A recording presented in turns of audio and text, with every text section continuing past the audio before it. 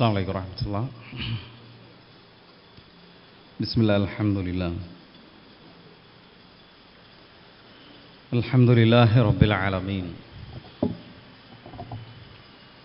വസ്സലാത്തു വസ്സലാമു അലാ നബിയ്യിനാ മുഹമ്മദിൻ വഅലാ ആലിഹി വഅസ്ഹാബിഹി അജ്മഈൻ. അമ്മാ ബഅദ്. ഇത്തഖുല്ലാഹ ഇബാദല്ലാഹ്. സ്നേഹം നിറഞ്ഞ സഹോദരി സഹോദരന്മാരെ, അള്ളാഹുവെ സൂക്ഷിച്ച് ജീവിക്കണേ എന്ന് ആമുഖമായി ഓർമ്മപ്പെടുത്തുന്നു, വസിയത്ത് ചെയ്യുന്നു. ഒരു നന്മയുടെ സദസ്സിൽ ഒത്തുകൂടാൻ അള്ളാഹു നമുക്കെല്ലാവർക്കും തൗഫീഖ് നൽകിയിരിക്കുകയാണ്. വൽഹംദുലില്ലാഹി അലാ കുല്ലി ഹാൽ. നല്ല മഴയാണ് ഈ ഒരു ദിവസം. അത്തരം സാഹചര്യത്തിലും നമുക്കിവിടെ ഒരുമിച്ചിരിക്കണമെന്ന് ഇവിടുത്തെ ഭാരവാഹികൾ തീരുമാനിക്കുകയും ആ തീരുമാനത്തെ അംഗീകരിച്ചുകൊണ്ട് ഇതിൽ പങ്കെടുക്കുകയും ചെയ്യുക എന്നുള്ളത് കുറച്ചൊരു സന്നദ്ധത എന്ന് പറയാവുന്ന സംഗതിയാണ്. അള്ളാഹു നമ്മിൽ നിന്ന് സ്വീകരിക്കുമാറാകട്ടെ. വളരെ പ്രധാനപ്പെട്ട ഒരു വിഷയമാണ് ഇന്ന് നമ്മൾ ചർച്ചയ്ക്കെടുത്തിട്ടുള്ളത്. വിസ്ഡം ഇസ്ലാമിക് ഓർഗനൈസേഷനും അതിൻ്റെ അനുബന്ധ സംവിധാനങ്ങളുമൊക്കെയായി ബന്ധപ്പെട്ട് നമ്മുടെ പ്രോഗ്രാമുകളെ ശ്രദ്ധിക്കുന്ന വീക്ഷിക്കുന്ന ആളുകളെ സംബന്ധിച്ചിടത്തോളം ഈ വിഷയത്തെക്കുറിച്ച് കുറച്ചൊക്കെ ഒരു ധാരണയുണ്ടാകും. എങ്കിലും ഒന്നുകൂടി നമ്മുടെ ശ്രദ്ധയിലേക്ക് കൊണ്ടുവരികയും അബദ്ധം സംഭവിക്കാതിരിക്കാനുള്ള ഒരു ഓർമ്മപ്പെടുത്തലിൻ്റെ, നിരന്തരമായി നമുക്ക് കിട്ടേണ്ട ഒരു ഓർമ്മപ്പെടുത്തലിൻ്റെ ഭാഗമായി ഈ ഒരു സംസാരത്തെ കാണണമെന്നും ആദ്യമേ സൂചിപ്പിക്കുകയാണ്. മുസ്ലിമായി ജീവിക്കുക എന്നതാണ് നമ്മുടെ ലക്ഷ്യം. പരലോകത്ത് രക്ഷപ്പെടണമെങ്കിൽ വലാ തമൂത്തുന്ന ഇല്ലാ വ അൻതും മുസ്ലിമൂൻ, നിങ്ങൾ മുസ്ലിങ്ങളായിട്ടല്ലാതെ മരിക്കരുത് എന്ന് പറഞ്ഞാൽ മരിക്കുമ്പോൾ മുസ്ലിം ആകണമെന്നല്ല, ജീവിക്കുമ്പോൾ മുസ്ലിമായി ജീവിക്കണമെന്നാണ്. ജീവിതത്തിൻ്റെ എല്ലാ തലത്തിലും ഇസ്ലാം അനുസരിച്ച് ഈമാനോടുകൂടി ജീവിതത്തെ മുന്നോട്ട് കൊണ്ടുപോവുക എന്നതാണ് ഈ ഭൂമി ലോകത്ത് നമുക്ക് ചെയ്യാനുള്ള വലിയ ഉത്തരവാദിത്വം. അത് പലതരത്തിൽ സമൂഹത്തിൽ നമ്മൾ കാണുന്നുണ്ട്. ഭാഗികമായി മതത്തെ പാലിച്ച് ജീവിക്കുന്നവരുണ്ട്. പേരിന് മാത്രം മതത്തെ ഉപയോഗപ്പെടുത്തുന്നവരുണ്ട്. പൂർണ്ണമായും മതത്തെ പ്രയോജനപ്പെടുത്താൻ പരിശ്രമിക്കുന്നവർ നമ്മുടെ കൂട്ടത്തിലുണ്ട്. ശരിക്കും അതാണ് നമ്മൾ കൽപ്പിക്കപ്പെട്ടിട്ടുള്ളത്. വത്തഖുല്ലാഹ മസ്തതഅ്തും, നിങ്ങൾ കഴിവിൻ്റെ പരമാവധി അള്ളാഹുവിനെ സൂക്ഷിക്കുക. വീഴ്ചകൾ മനുഷ്യ സഹജമാണ്. പക്ഷേ വീണിടത്ത് നിന്ന് എഴുന്നേറ്റ് അള്ളാഹുവിലേക്ക് പശ്ചാത്തപിച്ചു മടങ്ങി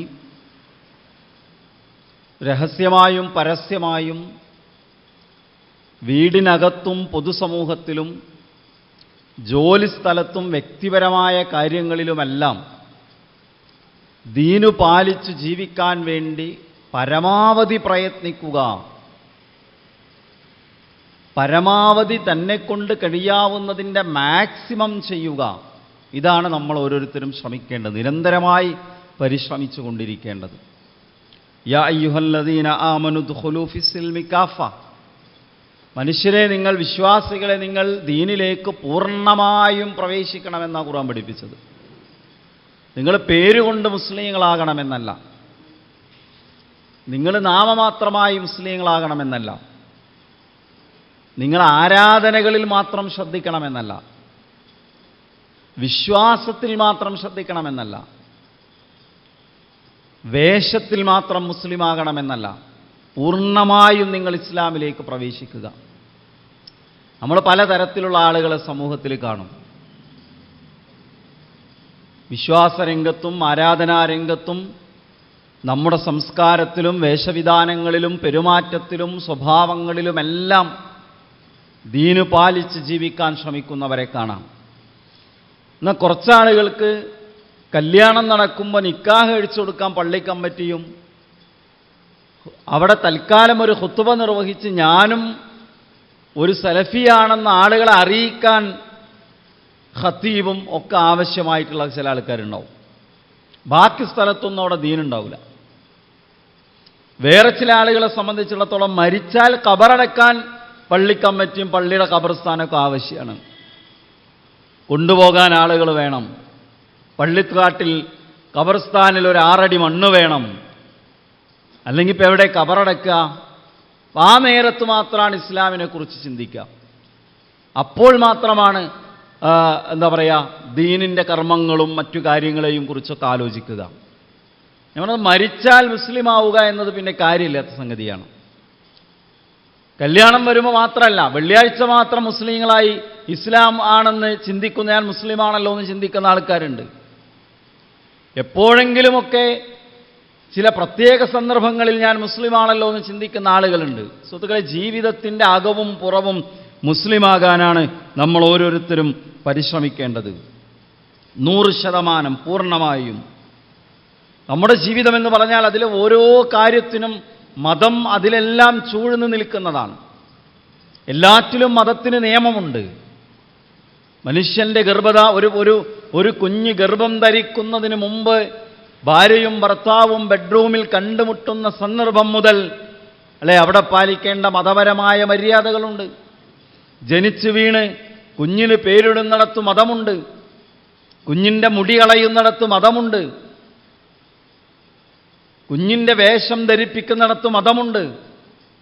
വളർന്നു വരുമ്പോൾ നമസ്കാരം ശീലിപ്പിക്കുന്നിടത്ത് മതമുണ്ട്. ദീന് പഠിപ്പിക്കുന്നിടത്ത്, വിദ്യാഭ്യാസം നൽകുന്നിടത്ത് മതമുണ്ട്. അല്ലേ? ശാരീരികമായ വളർച്ചയിൽ പല മേഖലകളിലും മതത്തിൻ്റെ നിയമങ്ങളുണ്ട്. വിവാഹം കഴിക്കുമ്പോൾ മതമുണ്ട്. വേഷം ധരിക്കുമ്പോൾ മതമുണ്ട്. എല്ലായിടത്തും മതത്തിൻ്റേതായ നിയമങ്ങളും നിർദ്ദേശങ്ങളുമുണ്ട്. അതൊക്കെ പാലിച്ചും സൂക്ഷിച്ചും ജീവിക്കാനാണ് നമ്മൾ എപ്പോഴും പരിശ്രമിക്കേണ്ടത്. ഇഷ്ടമുള്ള വേഷം ധരിക്കാൻ ഒരു വിശ്വാസിക്ക് അനുവാദമുണ്ടോ? പാടില്ലെന്നു പറഞ്ഞ ചില വേഷങ്ങളുണ്ട്. ഭൗതികമായ കാര്യങ്ങളിൽ പൊതുവിൽ പറയാം, എല്ലാം അനുവദനീയമാണ്, നിഷിദ്ധമാക്കിയതൊഴികെ.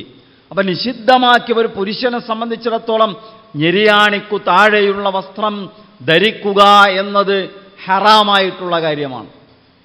ഒരു സ്ത്രീയെ സംബന്ധിച്ചിടത്തോളം അവളുടെ സൗന്ദര്യം, മംഗലാവണ്യം മറ്റുള്ളവർക്ക് കാണുന്ന തരത്തിലുള്ള വേഷം ധരിക്കുക എന്നുള്ളത് ഹറാമായിട്ടുള്ള കാര്യമാണ്. ഞാൻ പറയുന്നത്, മതം എവിടെയൊക്കെ പാലിക്കണമെന്ന് ചോദിച്ചാൽ ജീവിതത്തിൻ്റെ എല്ലാ തലങ്ങളിലും മതം പാലിക്കാൻ നമ്മൾ ബാധ്യസ്ഥരാണ്. മുടി ചീകുന്നിടത്ത് മതമില്ലേ? ചെരുപ്പ് ധരിക്കുന്നിടത്ത് മതമില്ലേ? അല്ലേ? മലമൂത്ര വിസർജനം നടത്തുന്നിടത്ത് മതമില്ലേ? അവിടെയൊക്കെ പാലിക്കേണ്ട മര്യാദകളും ചൊല്ലേണ്ട ദിക്റുകളും സ്വീകരിക്കേണ്ട നിർബന്ധമായ കാര്യങ്ങളും ഒഴിവാക്കേണ്ട അനിവാര്യമായ സംഗതികളുമെല്ലാം ഇസ്ലാം വളരെ കൃത്യമായി പഠിപ്പിച്ചിട്ടുണ്ട്. ഇത് ദീനിൻ്റെ വലിയ ഒരു ദൈവീകതയുടെ ഉദാഹരണമാണ്. എല്ലായിടത്തും മനുഷ്യനിട്ടിങ്ങനെ ഞെരിക്കണമെന്നാണോ? അല്ല. മതം ഒരിക്കലും മനുഷ്യന് ഭാരമല്ല.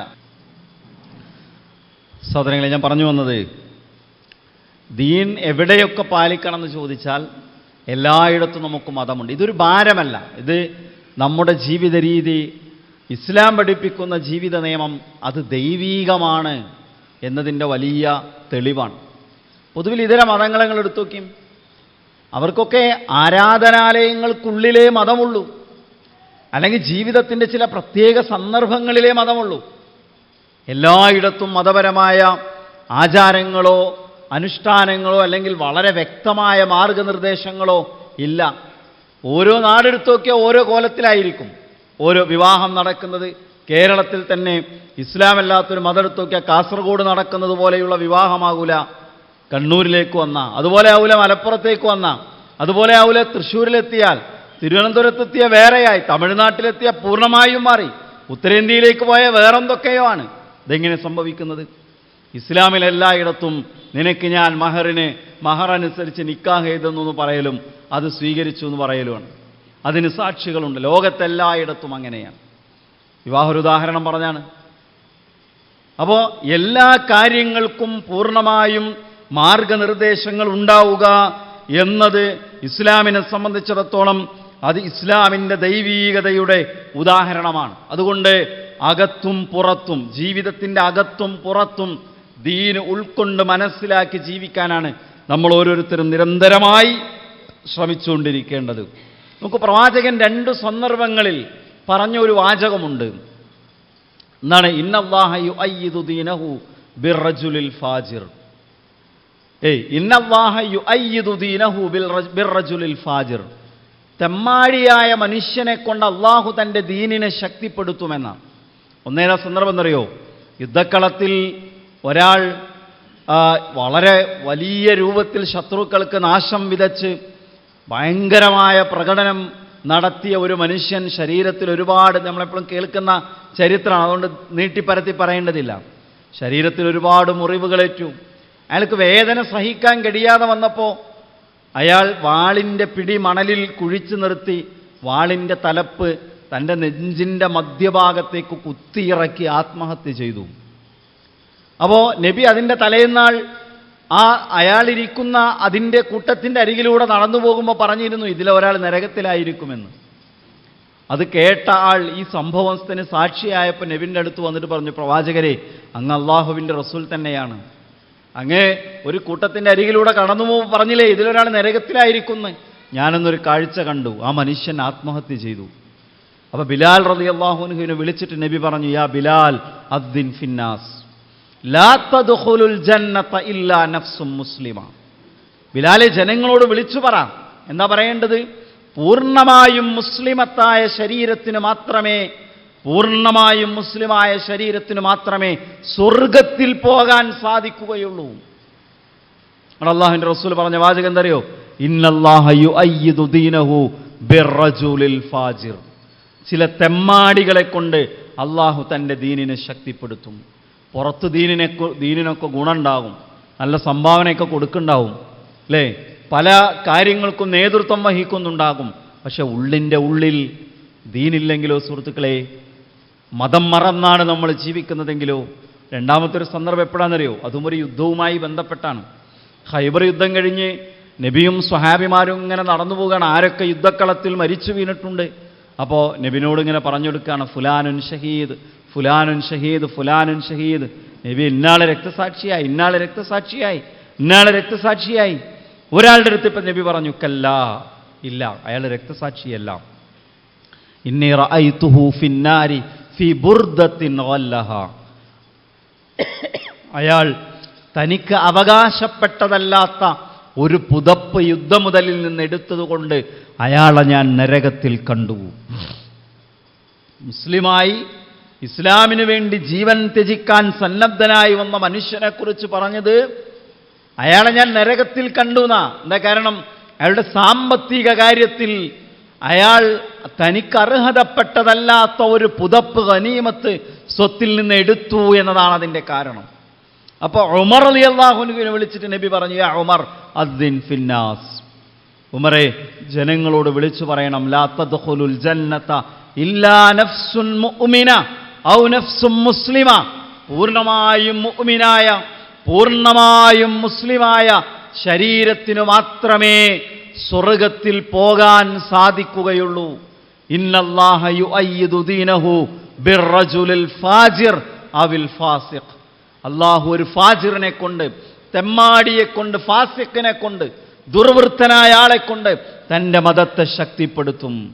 സുഹൃത്തുക്കളെ, ഞാൻ മതരംഗത്തുണ്ടല്ലോ, ഞാൻ പ്രബോധന രംഗത്തുണ്ടല്ലോ, ഞാൻ പള്ളിക്കമ്മറ്റിക്കാരനാണല്ലോ, ഞാൻ മദ്രസ നടത്തിക്കൊണ്ടാണാണല്ലോ, ഞാൻ എൻ്റെ നാട്ടിലെ QHLS സ്ഥിരം സാന്നിധ്യമാണല്ലോ, ഞാൻ വിജ്ഞാനവേദികളിൽ എപ്പോഴും ഉണ്ടാകാറുണ്ടല്ലോ എന്നതുകൊണ്ട് പടച്ചോ നമ്മളെ നേരിട്ട് സ്വർഗത്തേക്ക് പറഞ്ഞേക്കൂല.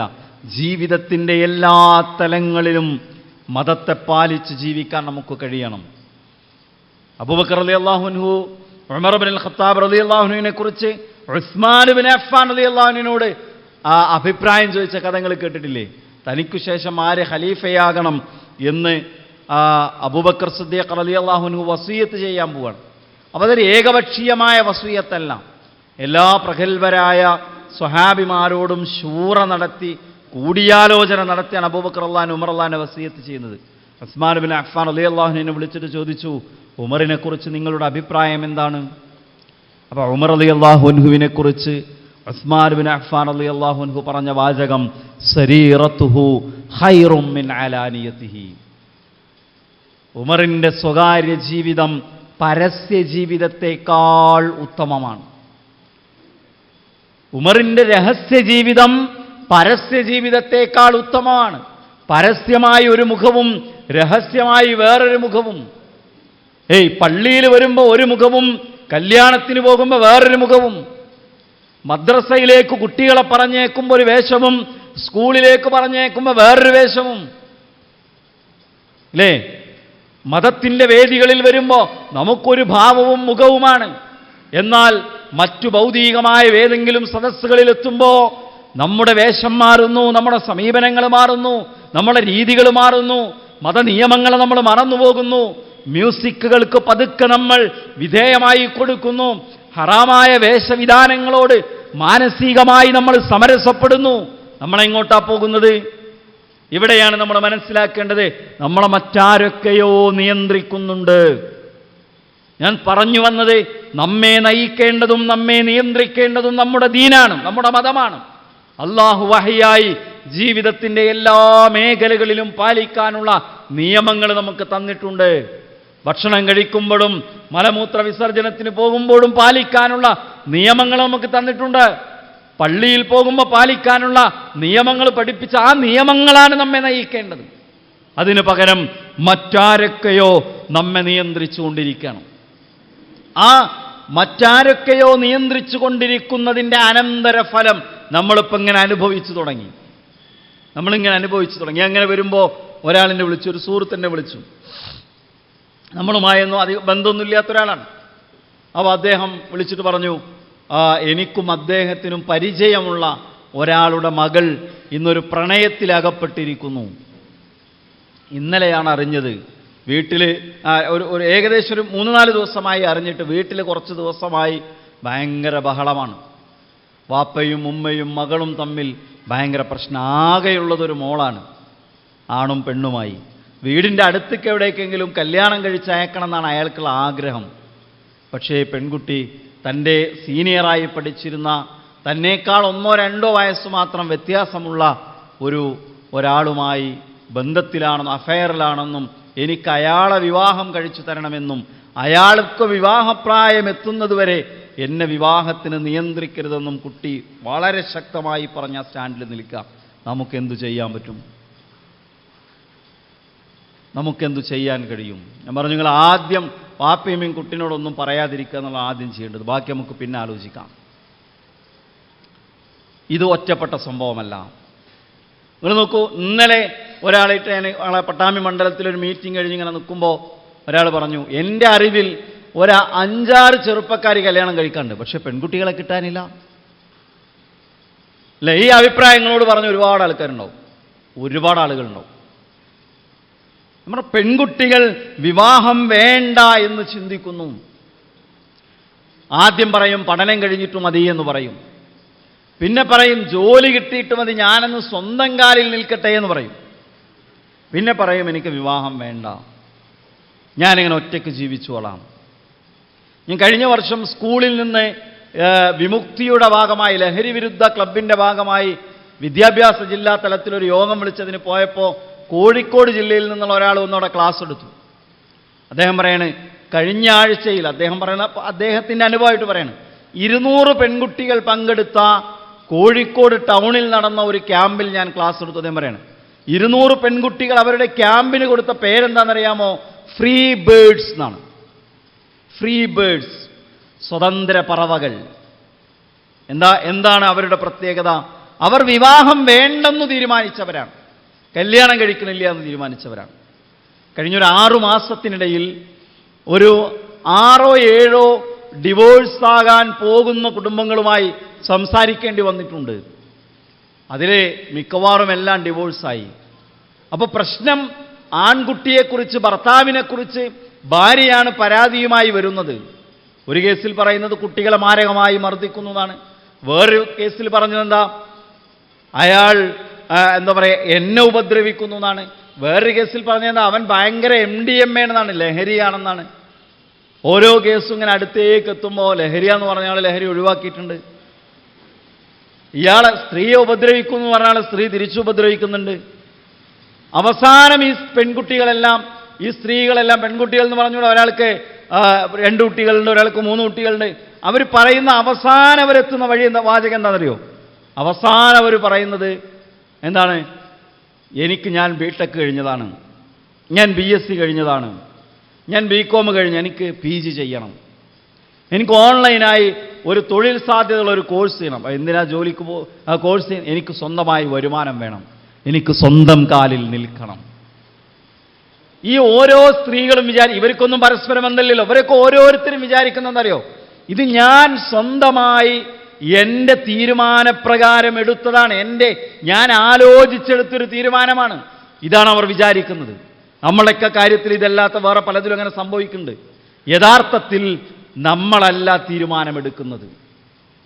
നിരന്തരമായി ഫോൺ കാണുന്ന, നിരന്തരമായി സിനിമ കാണുന്ന, നിരന്തരമായി ചാനൽ ചർച്ചകൾ കാണുന്ന, നിരന്തരമായി പലതരത്തിലുള്ള വെബ് സീരീസുകൾ കാണുന്ന, കാർട്ടൂണുകൾ കാണുന്ന ആളുകളെ അവരുടെ ഈ വീഡിയോകൾ, അവർ ഇടപഴകുന്ന അവരുടെ ചുറ്റുമുള്ള സുഹൃത്ത് ബന്ധങ്ങൾ, ഇവരുടെ ജീവിതം കാരണം അതിൽ നിന്ന് നിരന്തരമായി കേൾക്കുന്ന ചില ആശയങ്ങൾക്ക് അടിമപ്പെട്ടുകൊണ്ട് തീരുമാനമെടുക്കാൻ നിർബന്ധിതരാവുകയാണ്. എനിക്ക് വിവാഹം വേണ്ട എന്നൊരു പെൺകുട്ടി തീരുമാനിക്കുമ്പോൾ അത് ആ പെൺകുട്ടിയുടെ തീരുമാനമല്ല, അതാ പെൺകുട്ടിയുടെ തീരുമാനമല്ല. നിങ്ങൾ വിചാരിക്കണ്ടാവും പെൺകുട്ടിയുടെ തീരുമാനം അല്ല. ഈ സമൂഹത്തിലെ വിവിധങ്ങളായ ആശയങ്ങൾ, വിവിധങ്ങളായ സ്രോതസ്സുകളിലൂടെ കിട്ടുന്ന ചില ആശയങ്ങൾ അവരെ അത്തരം ഒരു തീരുമാനത്തിലേക്ക് എത്തിക്കുന്നു. എനിക്ക് വിവാഹമോചനം വേണം, ഞാനിനി ജോലിക്ക് പോട്ടെ, എനിക്ക് ജോലി വേണം, സ്വന്തം കാലിൽ നിൽക്കണം, വരുമാനം വേണമെന്ന് പറയുന്നവർ സ്വതന്ത്രമായി ചിന്തിക്കുന്നവരല്ല, അവർ അടിമകളാണ്. ആരുടെ അടിമകളാ? ചില ഇൻഫ്ലുവൻസർമാരുടെ അടിമകളാണ്, ചില യൂട്യൂബർമാരുടെ അടിമകളാണ്, ചില വ്ളോഗർമാരുടെ അടിമകളാണ്. അവരിങ്ങനെ നിരന്തരമായി പറഞ്ഞുകൊണ്ടിരിക്കുന്നതിന് ഇവർ എന്താ പറയുക, അത് സ്വാധീനിക്കപ്പെടുന്നു. അങ്ങനെ കുറെ ആളുകൾ ഇങ്ങനെ നയിച്ചു കൊണ്ടുപോകുന്ന ആ വഴിയിലൂടെ ഇവർ അവരുടെ പിന്നാലെ സഞ്ചരിക്കുന്നു. ഞാനൊരു പുതിയ ആശയം രൂപപ്പെടുത്തി ഇതിൻ്റെ മുന്നിൽ നടക്കാന്ന് അവർ വിചാരിക്കുന്നത് അല്ല. വേറെ കുറേ ആൾക്കാർ ഇതൊരു ഭയങ്കര അജണ്ടയുടെ ഭാഗമാണ്. ഇതൊരു ഭയങ്കര അജണ്ടയുടെ ഭാഗമാണ്. ഇത് സ്വാഭാവികമായിട്ടുണ്ടാവണമല്ല. ഞാൻ പറയുന്നത് വിവാഹമോചനം നടക്കണം പ്രേരിപ്പിക്കുന്ന, കല്യാണം കഴിക്കണ്ട എന്ന് പഠിപ്പിക്കുന്ന കുറേ അധികം സാധനങ്ങൾ ഇവിടെ ഉണ്ട്. ഞാൻ അതിലെ ഒരു വാചകം, ഒരു പക്ഷേ ഒരു സിനിമാ സംവിധായകന്റെ ഒരു വാചകം നിങ്ങളെ ഒന്ന് കേൾപ്പിക്കാനാണ് വിചാരിക്കുന്നത്. ഈ വിവാഹം എന്ന് പറയുന്നത് എന്നെ സംബന്ധിച്ച് പറഞ്ഞാൽ എത്ര പേർക്ക് അംഗീകരിക്കാൻ പറ്റുമെന്ന് എനിക്കറിയത്തില്ല. എനിക്കൊരു ദുഷിച്ച വ്യവസ്ഥയായിട്ടാണ് തോന്നുന്നത്. കുടുംബം എന്ന് പറയുന്നത് തന്നെ എനിക്കൊരു മോശം സ്ഥലമായിട്ടാണ് തോന്നുന്നത്. അവിടെ ആർക്കും സ്വാതന്ത്ര്യമില്ല. ഓക്കെ, എന്താ പറഞ്ഞത്? ഇദ്ദേഹം ഒരു സിനിമാ സംവിധായകനാണ്. ഇദ്ദേഹം പറഞ്ഞതറിയോ? കുടുംബം എന്ന് പറഞ്ഞാൽ തന്നെ ഒരു ദുഷിച്ച ഏർപ്പാടാണ്. ആർക്കും സ്വാതന്ത്ര്യമില്ലാത്ത ഒരു സംഗതിയാണ് വിവാഹം എന്ന് പറയുന്നത്. ഈ ഇൻ്റർവ്യൂവിൽ തന്നെ ഇദ്ദേഹം പറയുന്ന വേറൊരു വാചകമുണ്ട്. എന്തായാലും പറഞ്ഞതറിയോ? ഇദ്ദേഹം ഒരു സിനിമാ രംഗത്ത് നിരന്തരമായി നിലനിൽക്കുന്ന ഒരു മനുഷ്യനാണ് ഇയാളെന്ന് ഞാൻ മനസ്സിലാക്കുന്നത്. സംവിധായകനാണ്. അയാൾ പറയുന്നുണ്ട്, അയാളുടെ ഒരു സിനിമയെക്കുറിച്ച് അയാൾ പറയാണ്, എൻ്റെ സിനിമ കണ്ടിട്ട് 10 കുടുംബങ്ങൾ വിവാഹമോചനം നേടിയാൽ ഞാൻ അതിൽ ഭയങ്കര സന്തോഷിക്കുന്നതാണ്, ഞാൻ സന്തുഷ്ടനായി എന്ന് അയാൾ പറഞ്ഞത്. എൻ്റെ സിനിമ കണ്ടിട്ട് 10 ആളുകൾ ഇയാൾ സിനിമകൾ ചെയ്യുന്നു, പിന്നെ പല സീരിയലുകൾ ടെലിവിഷനുകൾ ചെയ്തുകൊണ്ടിരിക്കുന്നു. അപ്പോൾ നമ്മുടെ കുട്ടികൾക്ക് എവിടുന്നാ വിവാഹം വേണ്ടാന്ന് കിട്ടുന്നത്? നമ്മുടെ കുട്ടികൾക്ക് എവിടെ നിന്നാണ് ഇത് ഒരു ഭയങ്കര സംഭവമാണെന്നുള്ള ആശയം കിട്ടുന്നത്? ഇത്തരം ആളുകളിൽ നിന്നാണ്, ഇതുപോലെയുള്ള ആളുകളിൽ നിന്നാണ്. നിങ്ങൾക്ക് ഞാൻ വേറൊരാളെ കേൾപ്പിച്ചു തരാം, നിങ്ങളൊന്ന് കേട്ടോക്കി. ഞാനൊരു കാര്യം ചോദിക്കട്ടെ. ഇനി എനിക്ക് വിവാഹം കഴിക്കുക എന്ന ഒരു കാര്യം താല്പര്യം ഇല്ലെന്നിരിക്കട്ടെ. എനിക്കൊരു ഭാര്യയെ കൂടെ കൊണ്ടു നടക്കാനോ പോറ്റാനോ ഉള്ള ഒരു ചുറ്റുപാടില്ല. ഞാനൊരു വിവാഹത്തിന് തയ്യാറല്ല. പക്ഷെ എനിക്ക് സെക്സ് ആവശ്യമായിട്ടും വരുന്നുവെങ്കിൽ ഞാൻ എന്ത് ചെയ്യണം പറയും? ശരിയാണ്. അതിന് ഒരു സാഹചര്യമില്ല. സൊല്യൂഷൻ ഫോർ ദാറ്റ് വേണ്ടേ? എനിക്ക് വിവാഹം കഴിക്കാനോ ഒരു ഭാര്യയെ പോറ്റാനോ എനിക്കൊരു ഭാര്യയെ പെണ്ണ് തരാനോ ഒരാളില്ലെന്ന് വിചാരിക്കും. എന്റെ ചില പ്രത്യേക സ്വഭാവം ഉണ്ടാവാം, എന്റെ ചില പ്രത്യേക ശാരീരിക പ്രത്യേകത ഉണ്ടാവാം, ചില എന്ത് കാരണമാട്ടെ, എന്റെ സാമ്പത്തിക അവസ്ഥ വെച്ചിട്ടാവാം എനിക്ക് ഒരു സ്ത്രീ ഒരു ഭാര്യയെ കിട്ടാൻ സാധ്യതയില്ലെങ്കിൽ, അല്ലെങ്കിൽ എനിക്കൊരു വിവാഹം കഴിക്കാൻ താല്പര്യമില്ലെങ്കിൽ, എനിക്കൊരു ഭാര്യയെ ജീവിതകാലം മുഴുവൻ പോറ്റാൻ താല്പര്യമില്ലെങ്കിൽ. നിങ്ങൾ മനസ്സിലായിട്ടുണ്ടാവുന്ന വിചാരിക്കുന്നത് ഞാനെന്താ പറഞ്ഞറിയോ? ഇത് പിന്നെ ഒരു വലിയ എന്താ പറയുക, ഭീകരമായ ഒരു ദുരന്തത്തിൻ്റെ മുന്നിലാണ് നമ്മൾ നിൽക്കുന്നത്. അതുകൊണ്ട് ഇതിലിങ്ങനെ സംസാരിക്കുന്ന പല വിഷയങ്ങളും നമ്മുടെ വളരെ പേഴ്സണൽ ലൈഫുമായി ബന്ധപ്പെട്ടതായിരിക്കും. അയാൾ പ്രയോഗിച്ച വാചകങ്ങളൊക്കെ നമ്മളിങ്ങനെ പരസ്യമായി പ്രദർശിപ്പിക്കണമെന്നൊക്കെ ചിന്തിക്കുന്നുണ്ടാവും. പക്ഷേ നമ്മൾ അങ്ങനെ ചിന്തിക്കേണ്ട കാലമൊക്കെ കഴിഞ്ഞു പോയിട്ടുണ്ട്. ഇത് നമ്മൾ മുമ്പും പലയിടത്തും നമ്മുടെ പ്രോഗ്രാമുകളിലൊക്കെ കാണിച്ചിരുന്നൊരു വീഡിയോ ആണ്. അതേ പറഞ്ഞാൽ വിവാഹം വേണ്ട എന്ന് തീരുമാനിച്ച ഒരാൾ, അയാൾക്ക് എന്തു വേണം? അയാളുടെ ശാരീരികമായ ആവശ്യം, ലൈംഗികമായ ആവശ്യം തീർക്കാനുള്ള സംവിധാനങ്ങൾ നമ്മുടെ നാട്ടിലില്ല എന്നുള്ളതൊരു പ്രശ്നമാണ്. അപ്പം എന്തു വേണം? അങ്ങനത്തെ പല പാശ്ചാത്യ നാടുകളിലും അതൊക്കെ ഉണ്ട്. അത് ഇവിടെയും വരണം. ഞാൻ 2 ക്ലിപ്പ് ഇട്ടുള്ളൂ. ഇങ്ങനത്തെ ഈ 2 കേസിലുള്ള പറയുന്ന ആളുകളും കേരളത്തിലെ പ്രശസ്തരായ 2 ആളുകളാണ്. നമ്മൾ മതരംഗത്ത് മാത്രം ശ്രദ്ധിക്കുന്ന അത്തരം പ്രഭാഷണങ്ങളാണ് കൂടുതൽ. അതുകൊണ്ട് തന്നെ നമ്മുടെ ശ്രദ്ധയിൽ ഇയാൾ വന്നിട്ടുണ്ടോ എന്നറിയില്ല. ഈ ആളുകൾ രണ്ടാമത് പറഞ്ഞാൽ മിക്കവാറും വന്നിട്ടുണ്ട്. അയാളൊരു ഭയങ്കര ട്രാവലറാണ്, യാത്രക്കാരനാണ്. വളരെ വർഷങ്ങൾക്ക് മുമ്പ് തന്നെ ലോകം മുഴുവൻ സഞ്ചരിച്ച് അദ്ദേഹത്തിൻ്റെ വീഡിയോസൊക്കെ വളരെ വലിയ രൂപത്തിൽ സമൂഹത്തിൽ എന്താ പറയുക സ്വീകാര്യത കിട്ടിയ ആളാണ്. കേരള ഗവൺമെൻറ്റിൻ്റെ പ്ലാനിംഗ് ബോർഡ് മെമ്പറായിരുന്നു അദ്ദേഹം. ഇപ്പോൾ ആണോ എന്നറിയില്ല. സമൂഹത്തിന് വലിയ സ്വീകാര്യത ഉള്ള ഒരാളാണ്. പക്ഷെ ഇവർ സമൂഹത്തെ പഠിപ്പിക്കുന്ന ആശയം എന്താണ്? സമൂഹത്തെ പഠിപ്പിക്കുന്ന ആശയം എന്താണ്? കല്യാണമൊന്നും കഴിക്കണ്ട, പിന്നെ മറ്റു ആവശ്യങ്ങളല്ലേ, അതൊക്കെ നമുക്കിവിടെ വേറൊരു നിലക്ക് സംവിധാനിക്കണം. അതൊക്കെ മറ്റു പല നിലക്കും ഇവിടെ നമുക്ക് സംവിധാനിക്കണം. ഞാൻ പറയാൻ സ്ഥാപിക്കാൻ വിചാരിക്കുന്ന കാര്യം ഇതാണ്. വിവാഹം വേണ്ടെന്ന് തീരുമാനിക്കുന്നത് ഒരു മനുഷ്യൻ വിവാഹത്തിൻ്റെ പ്രശ്നങ്ങളൊക്കെ പഠിച്ച് അതിൻ്റെ പ്രയാസങ്ങളൊക്കെ പഠനം നടത്തി എന്നാൽ പിന്നെ ഒരു പെൺകുട്ടി എന്നാൽ പിന്നെ ഞാൻ കല്യാണം കഴിക്കണില്ല എന്ന് തീരുമാനിക്കുന്നതാണോ? അല്ല. ഇതുപോലെ 100,000 ആളുകൾ. ഞാൻ ഈ അടുത്ത് ഒരു ചെറുപ്പക്കാരൻ്റെ വീഡിയോ കണ്ടു. അദ്ദേഹം US-ലാണ് താമസിക്കുന്നത്, മലയാളിയാണ്. അദ്ദേഹത്തിൻ്റെ അക്കൗണ്ട് പേര് ഞാൻ പറയുന്നില്ല. ആ പറയുന്ന അദ്ദേഹത്തിൻ്റെ മുഴുവൻ വീഡിയോ ആശയങ്ങളും എന്തല്ല നമുക്ക് സ്വീകരിക്കാൻ പറ്റുന്നതല്ല. എന്നാൽ ചിലതൊക്കെ വളരെ സമൂഹത്തിന് ഉപകാരപ്രദമായ പല കാര്യങ്ങളും അയാൾ ചെയ്യുന്നുണ്ട്. കൂടുതൽ അയാൾ ഈ സിനിമകളൊക്കെ പ്രോത്സാഹിപ്പിക്കുന്ന ഒരാളായതുകൊണ്ട് തന്നെ അത് അങ്ങനെ പറയേണ്ടതില്ലെന്ന് തോന്നുന്നു.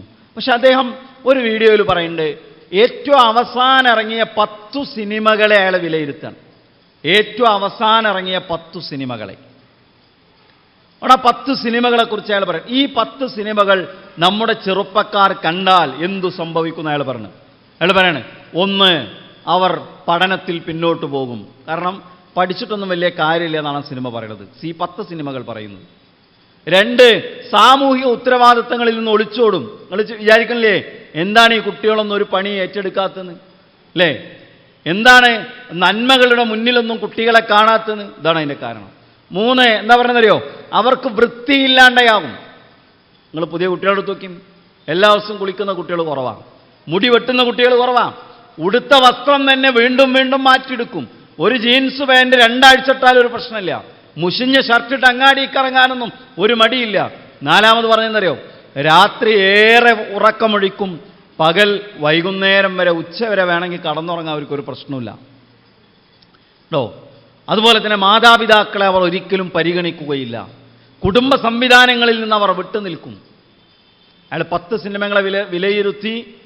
എന്നാണ് ദീനുമായി ബന്ധമില്ലാത്ത ഇസ്ലാമിക സ്വതന്ത്ര ആശയങ്ങളെ പ്രോത്സാഹിപ്പിക്കുന്ന ഒരു മനുഷ്യൻ വസ്തുതാപരമായി തുറന്നു പറയാൻ, എവിടെ നിന്ന് നമ്മുടെ മക്കൾക്ക് ഇത്തരം ആശയങ്ങൾ ലഭിക്കുന്നു, കല്യാണം വേണ്ട എന്ന ആശയം എവിടെ നിന്ന് ലഭിക്കുന്നു എന്ന് ചോദിച്ചാൽ അതിൻ്റെ ഉത്തരം ഇത് ലോകത്താകമാനം പ്രചരിക്കുന്ന ഇസ്ലാമിക വിരുദ്ധമായ ആശയങ്ങളിൽ ഇവർ വഞ്ചിതരായി പോവുകയാണ്.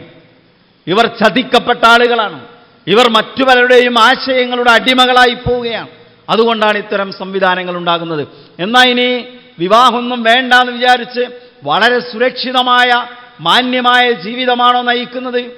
നമ്മൾ കല്യാണം വേണ്ടെന്ന് പറയുന്ന എല്ലാ പെൺകുട്ടികളെയും അടച്ചാക്ഷേപിക്കുകയല്ല. എന്താണ് നോക്കൂ, ഇവർ മുന്നോട്ട് വെക്കുന്ന ലിബറലിസം നാശമാണോ സ്വാതന്ത്ര്യമാണോ എന്നാണല്ലോ നമ്മുടെ ചോദ്യം.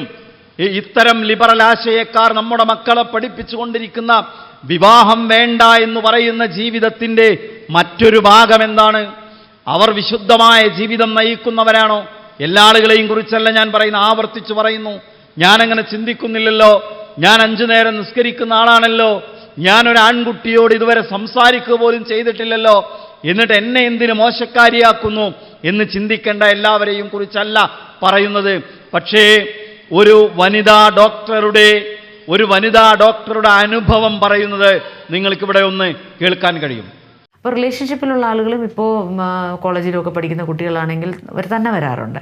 തന്നെ വന്നിട്ട് ഇപ്പോൾ ഞാനൊരുപാട് ഒരാളുമായിട്ട് റിലേഷൻഷിപ്പിലാണ്. എല്ലാ ഇതിലുമുണ്ട്, എല്ലാ കോളേജിലും, ഇന്ന കോളേജിൽ നിന്നുമില്ല, എല്ലാ ആ ഒരു ചെറുപ്പക്കാർ ആ ഒരു കാലഘട്ടത്തിൽ 18-22 വയസ്സിനിടയിലുള്ള എല്ലാ തരത്തിൽ പ്രൊഫഷണലും നോൺ പ്രൊഫഷണൽ കോളേജിലെല്ലാം പഠിക്കുന്ന കുട്ടികൾ വരാറുണ്ട്.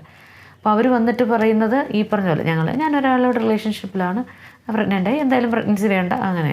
ഒരു വനിതാ ഡോക്ടർ പറയാണ്, 18 വയസ്സ് തികയാത്ത അല്ലെങ്കിൽ വിദ്യാർത്ഥിനികളായ പെൺകുട്ടികൾ എന്നെ സമീപിക്കുന്നു. ഡോക്ടർ പറയണം, ഡോക്ടർ ഒരു ഗൈനക്കോളജിസ്റ്റാണ്. എന്തിനാണ് സമീപിക്കുന്നത്? അവർ പ്രഗ്നൻ്റാണ്, ആ പ്രഗ്നൻസി ഒഴിവാക്കാൻ വേണ്ടിയാണ് സമീപിക്കുന്നത്. അവരെ ഇങ്ങനെ വിശദീകരിക്കാൻ ശ്രമിക്കുന്നുണ്ട്. എന്താണ്? എല്ലാ വിഭാഗം ആളുകളുമുണ്ട്, എല്ലാ തരം സ്ഥാപനങ്ങളിൽ നിന്നും കുട്ടികൾ വരുന്നുണ്ട് എന്നൊക്കെയാണ് അവർ പറയാൻ ശ്രമിക്കുന്നത്. ഇത് സോഷ്യൽ മീഡിയയിൽ ധാരാളമായി ഓടിയൊരു വീഡിയോ ആണ്. നിങ്ങളൊരു പക്ഷേ നിങ്ങൾ ശ്രദ്ധിച്ചിട്ടുണ്ടാവും. എന്ന് പറഞ്ഞാൽ വിവാഹം വേണ്ടെന്ന് ഒരാൾ തീരുമാനമെടുക്കുമ്പോൾ അയാളുടെ ശരീരത്തിനൊരു ആവശ്യം ഉണ്ടാവില്ല, ഒരു പ്രായം വരുമ്പോൾ, അല്ലേ? ആ ആവശ്യം എങ്ങനെ നിർവഹിക്കപ്പെടുന്നു? അത് അവർ മറ്റു പല വഴികളിലൂടെയും, ഇത് പ്രത്യേകിച്ച് ഉത്തരേന്ത്യയിലൊക്കെയാണ് ഇപ്പോൾ കൂടുതലുള്ളത്, ക്രമേണ അങ്ങോട്ട് എത്തും, പലയിടത്തും എത്തിക്കഴിഞ്ഞിട്ടുണ്ട്. എന്താ പറയുന്നത്? അപ്പോൾ ഇവർ മറ്റു പലരിലൂടെയും തൻ്റെ ശാരീരികമായ ആവശ്യം സാധിച്ച് പ്രഗ്നൻ്റായി, ഗർഭിണികളായി, എന്നിട്ട് അവർ ഗൈനക്കോളജിസ്റ്റിൻ്റെ അടുത്ത് വന്നിട്ട് പറയാണ്, ഞാൻ ഗർഭിണിയായിപ്പോയി, എന്നെ ഇതൊന്ന് രക്ഷപ്പെടുത്തി തരണം, ഒഴിവാക്കി തരണം. ഇങ്ങനെ ധാരാളം കുട്ടികൾ ഇവരെ സമീപിക്കുന്നു എന്ന് മലയാളിയായ ഒരു ഗൈനക്കോളജിസ്റ്റ് പറയാൻ. ഈ അടുത്ത് ഡൽഹിയിലെ സെൻട്രൽ യൂണിവേഴ്സിറ്റികളെ സംബന്ധിച്ച് ഒരു സംഗതി ഒരാൾ പറയണ്ടായി. സെൻട്രൽ യൂണിവേഴ്സിറ്റികളെക്കുറിച്ച് നമ്മൾ ജാമിയ മില്ലിയ, JNU, ഡൽഹി യൂണിവേഴ്സിറ്റി എന്നൊക്കെ പറയുന്ന പ്രധാന സർവകലാശാലകളുണ്ടല്ലോ. മുമ്പൊക്കെ അവിടെ ഹോസ്റ്റൽ മുറികളോട് അടുത്ത് ഈ ഗർഭനിരോധന ഉറകൾ ധാരാളമായി കണ്ടിരുന്നു എന്നാണ്. ഹോസ്റ്റൽ മുറി, അവിടെ ഒന്നും നിയന്ത്രണങ്ങളില്ല. എന്ത് നിയന്ത്രണമില്ല? ആൺകുട്ടികൾക്ക് മാത്രമുള്ള ഹോസ്റ്റൽ, പെൺകുട്ടികൾക്ക് മാത്രമുള്ള ഹോസ്റ്റലൊന്നുമില്ല. അത് ആർക്കും എവിടെയും എപ്പോഴും ആരുടെ റൂമിലും താമസിക്കാം. ഇപ്പോൾ പറയുന്നത് എന്തറിയോ? ഇപ്പോൾ ഹോസ്പിറ്റലുകളിൽ പോയി അല്ലെങ്കിൽ പ്രാഥമിക ആരോഗ്യ കേന്ദ്രങ്ങളിലെത്തി പെൺകുട്ടികൾ, വലിയൊരു ശതമാനം പെൺകുട്ടികൾ അല്ലെങ്കിൽ കുറച്ചുപേർ എങ്കിലും അവർ കോപ്പർട്ടി പോലെയുള്ള മറ്റു പ്രിവെൻഷൻ സംവിധാനങ്ങൾ സ്വീകരിക്കുന്നതാണ്.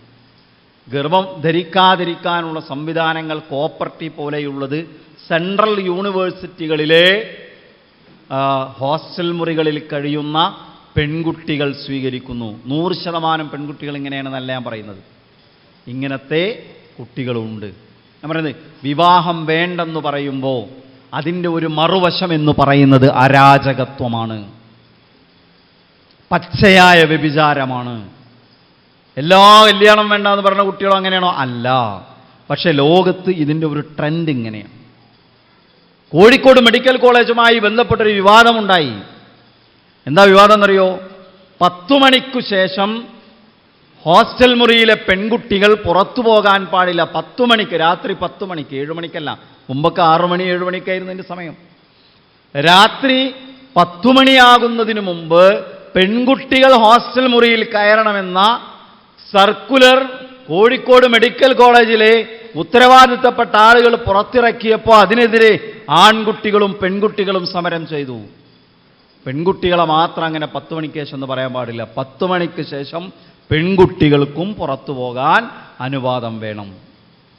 നിങ്ങൾ ഇന്ന് രാത്രി കോഴിക്കോട് ബീച്ചിലൊന്ന് പോയി നോക്കി. എന്നിട്ട് നിങ്ങൾ രാത്രി പുലർച്ചെ 3-4 മണി വരെ ആ ബീച്ചിൻ്റെ ഓരത്ത് നിന്ന് അവിടുത്തെ കാഴ്ചകളൊന്ന് ശ്രദ്ധിച്ചു നോക്കി. അവിടെ പോയി കണ്ട ഒരാൾ പറയണം, ആൺകുട്ടികളും പെൺകുട്ടികളും അവർ ഭാര്യാഭർത്താക്കന്മാരെ പോലെ വന്നിരിക്കുന്നു. എല്ലാവരും കോഴിക്കോട് മെഡിക്കൽ കോളേജിൽ നിന്നാണ് ഞാൻ പറഞ്ഞത്. ആൺകുട്ടികളും പെൺകുട്ടികളും ഭാര്യാഭർത്താക്കന്മാരെ പോലെ, ഇണകളെപ്പോലെ അവർ ബീച്ചിൽ ദീർഘമായ മണിക്കൂറുകൾ നൈറ്റ് ലൈഫ് എന്ന പേരിൽ അവരെ ചെലവഴിക്കണം. കോഴിക്കോട് മേയർ കഴിഞ്ഞ മാസങ്ങളിലാണ് പറഞ്ഞത് നൈറ്റ് ലൈഫ് നിരോധിക്കണം. ഒരു ഭാഗത്ത് കേരള ഗവൺമെന്റ് തിരുവനന്തപുരത്ത് നൈറ്റ് ലൈഫ് മാനവീയം വീതി എന്ന് പറയുന്ന ഒരു 100-300 മീറ്ററോളം വരുന്ന ഒരു സ്ഥലത്ത് അനുവാദം കൊടുത്തു. അനുവാദം കൊടുത്തത് മുതൽ അവിടെ എല്ലാ ദിവസവും പ്രശ്നമാണ്. കഞ്ചാവ് അടിച്ച് MDMA അടിച്ച് എന്നും അവിടെ അടിപിടിയാണ്. കോഴിക്കോട് മേയർ പറയാണ് എന്താ നൈറ്റ് ലൈഫ് നിരോധിക്കണം. നമ്മുടെ കുട്ടികൾ പറയാണ്, ഈ പറയുന്ന ഇതുപോലെയുള്ള തിന്മകളെ പ്രോത്സാഹിപ്പിക്കുന്ന വിവാഹവിരുദ്ധ പ്രചാരണം നടത്തുന്ന ആളുകൾ പറയാണ് നൈറ്റ് ലൈഫ്, രാത്രി ജീവിതം എന്ന് പറയുന്നത് അത് പുരോഗമനാത്മകമാണ്. കേരളത്തിൻ്റെ മുഖ്യമന്ത്രി വരെ ഒരു യോഗത്തിൽ പറഞ്ഞത് പുരോഗമന സമൂഹത്തിൻ്റെ ഭാഗമാണ്. എന്ത് നൈറ്റ് ലൈഫ്? രാത്രി ആൺകുട്ടിയും പെൺകുട്ടിയും കടപ്പുറത്ത് പോയിരിക്കുന്നത്, പാർക്കിൽ പോയിരിക്കുന്നത്. തികഞ്ഞ അരാജകത്വത്തിലേക്കാണ് നമ്മുടെ സമൂഹം പോയിക്കൊണ്ടിരിക്കുന്നത്. തികഞ്ഞ അരാജകത്വത്തിലേക്ക്. ഒരൽപ്പം ധാർമ്മികതാ ബോധം മനസ്സിലുള്ളൊരു മനുഷ്യനെ സംബന്ധിച്ചിടത്തോളം അയാൾക്കിത് ഭയങ്കരമായ പ്രയാസമുണ്ടാക്കുന്ന സംഗതിയാണ്. ഇതിവിടുത്തെ മുസ്ലിങ്ങളെ മാത്രമല്ല ബാധിക്കുക, എല്ലാ വിഭാഗ ആളുകളെയും ബാധിക്കും. ഞാൻ പറയുന്നത് നമ്മളെ സംബന്ധിച്ചിടത്തോളം നമ്മൾ പ്രത്യേകിച്ചും ഇത്തരം കാര്യങ്ങളെക്കുറിച്ച് ബോധവാന്മാരായിരിക്കണം. എന്തുകൊണ്ടാണ് ഇത്തരം പ്രോഗ്രാമുകൾ വിജ്ഞാനവേദികളിൽ കൊണ്ടുവരുന്നത്? അല്ലേ, വിജ്ഞാനവേദി ലിബറലിസം സ്വതന്ത്രമോ സർവനാശമോ എന്ന് വിചാരിച്ചപ്പോൾ നിങ്ങൾ കുറച്ചാരെങ്കിലും ചിന്തിച്ചിട്ടുണ്ടാവും, ഇതൊക്കെ ഇപ്പം എന്താ വിജ്ഞാനവേദി, പല നിസ്കാര നോമ്പൊക്കെ പഠിപ്പിക്കാന്നല്ലാണ്ട്. നമ്മുടെ സമൂഹം നേരിടുന്ന ഏറ്റവും വലിയ ഭീഷണിയിലൂടെ ഈ പറയുന്ന ആശയങ്ങളാണ്. ഒരു വലിയ ദുരന്തത്തിൻ്റെ മുന്നിലാണ് നമ്മൾ എത്തി നിൽക്കുന്നത് എന്ന് നമ്മൾ മറന്നു പോകാൻ പാടില്ല. വലിയൊരു ദുരന്തത്തിൻ്റെ മുന്നിലാണ് നമ്മൾ എത്തി നിൽക്കുന്നത്, നമ്മൾ മറന്നു പോകാൻ പാടില്ല. ഞാൻ നേരത്തെ ഒരു പെൺകുട്ടിയുടെ കാര്യം ഇവിടെ പറഞ്ഞു.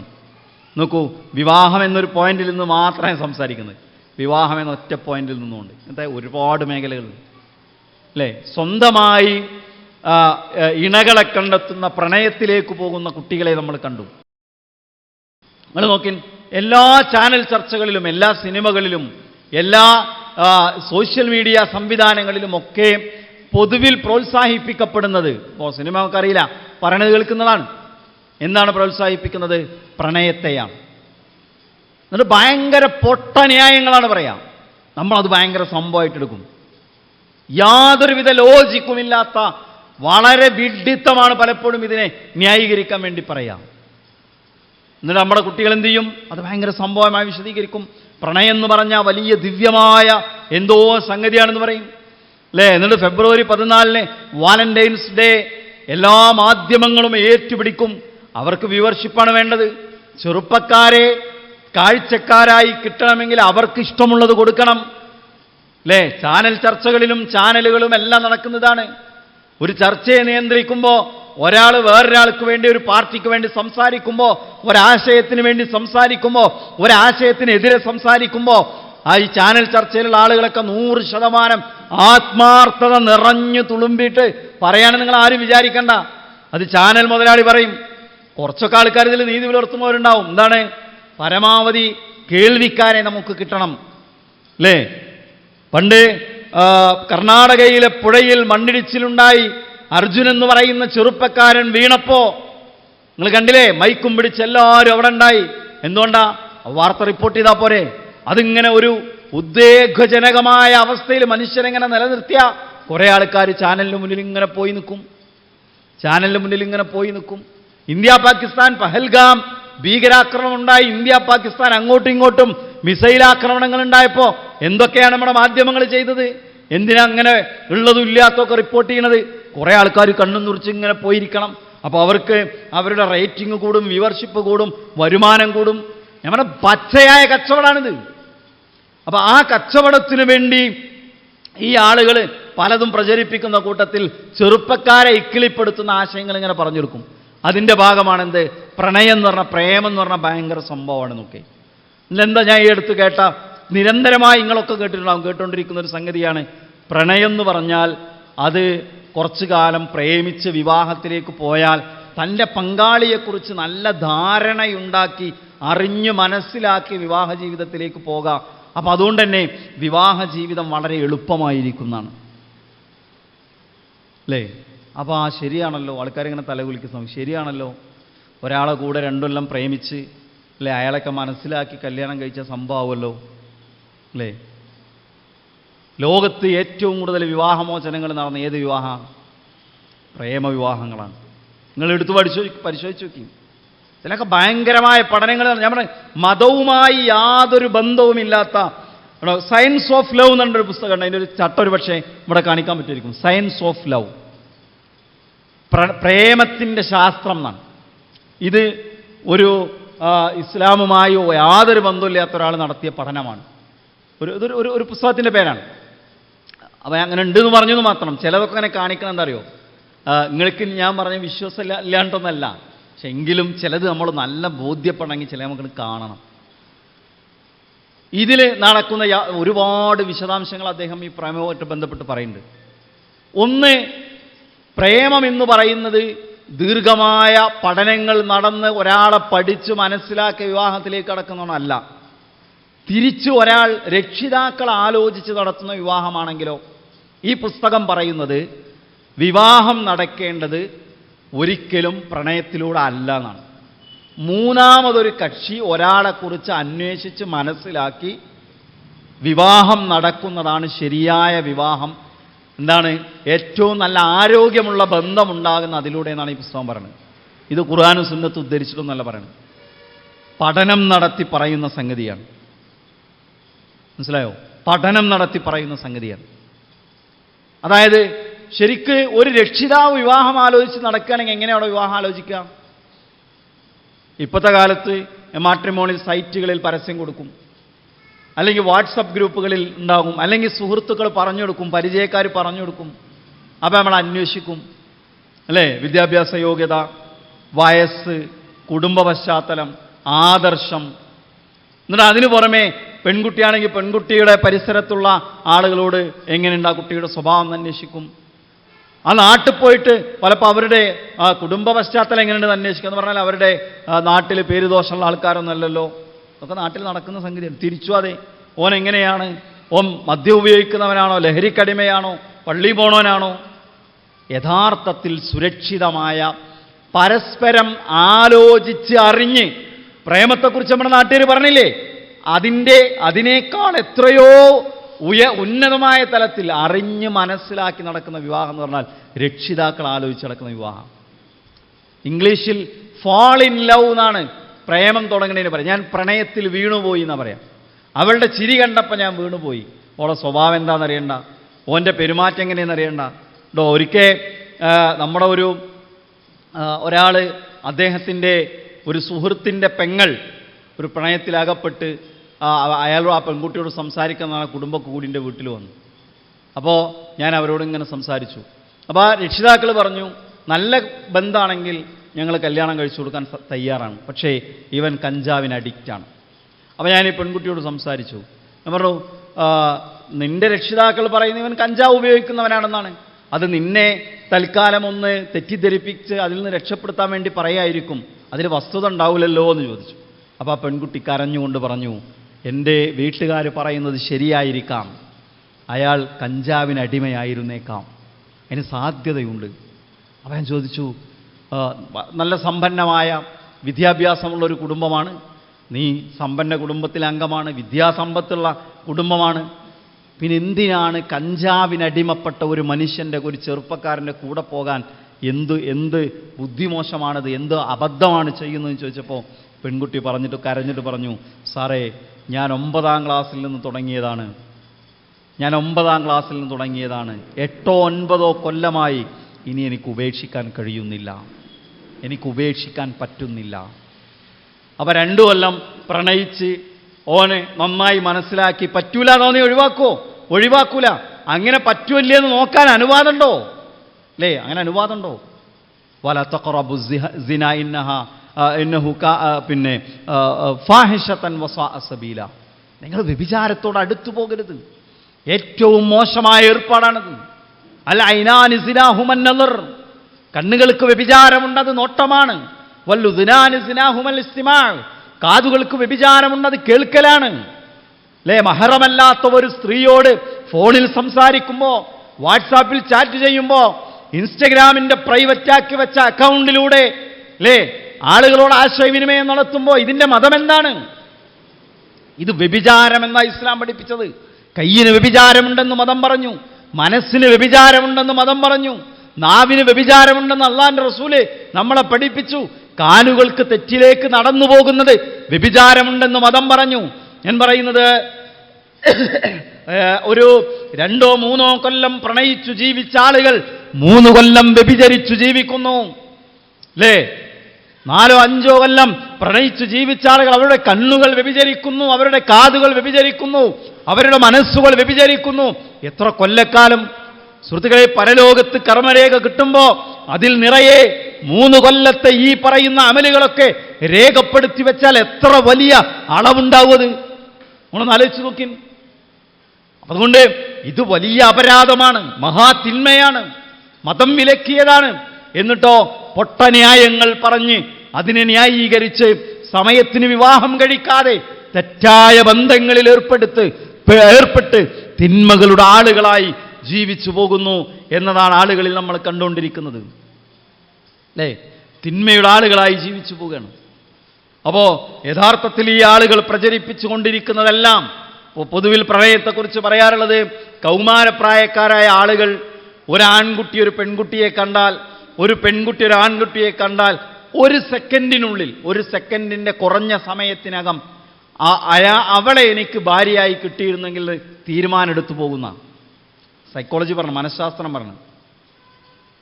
ഒരു പെൺകുട്ടിയെ ആൺകുട്ടി കണ്ടാൽ 1 സെക്കൻഡിനുള്ളിൽ, കൗമാരപ്രായത്തിലുള്ള ആളുകൾ ശാരീരിക വളർച്ച എത്തുമ്പോൾ ഉള്ളിൽ അത്തരം ചിന്തകളുണ്ടാകും. പെൺകുട്ടികളും അങ്ങനെ ചിന്തിക്കാൻ സാധ്യത ഉണ്ട്. പ്രണയകാലത്ത് മനുഷ്യൻ എടുക്കുന്ന തീരുമാനങ്ങളെക്കുറിച്ച് ഈ സയൻസ് ഓഫ് ലവ് പറയണമെന്നറിയോ? ആ സമയത്തെടുക്കുന്ന തീരുമാനങ്ങളെല്ലാം തലച്ചോറിൻ്റെ വൈകാരികമായ മേഖലകൾ. നിങ്ങൾക്കിത് മനസ്സിലാവുണ്ടെന്ന് പ്രതീക്ഷിക്കുന്നു. തീരുമാനമെടുക്കുന്ന അമിഗ്ഡല എന്ന് പറയുന്ന തലച്ചോറിൻ്റെ ഒരു ഭാഗമുണ്ട്. ആ ഭാഗമാണ് ഇതിൽ തീരുമാനമെടുക്കുക.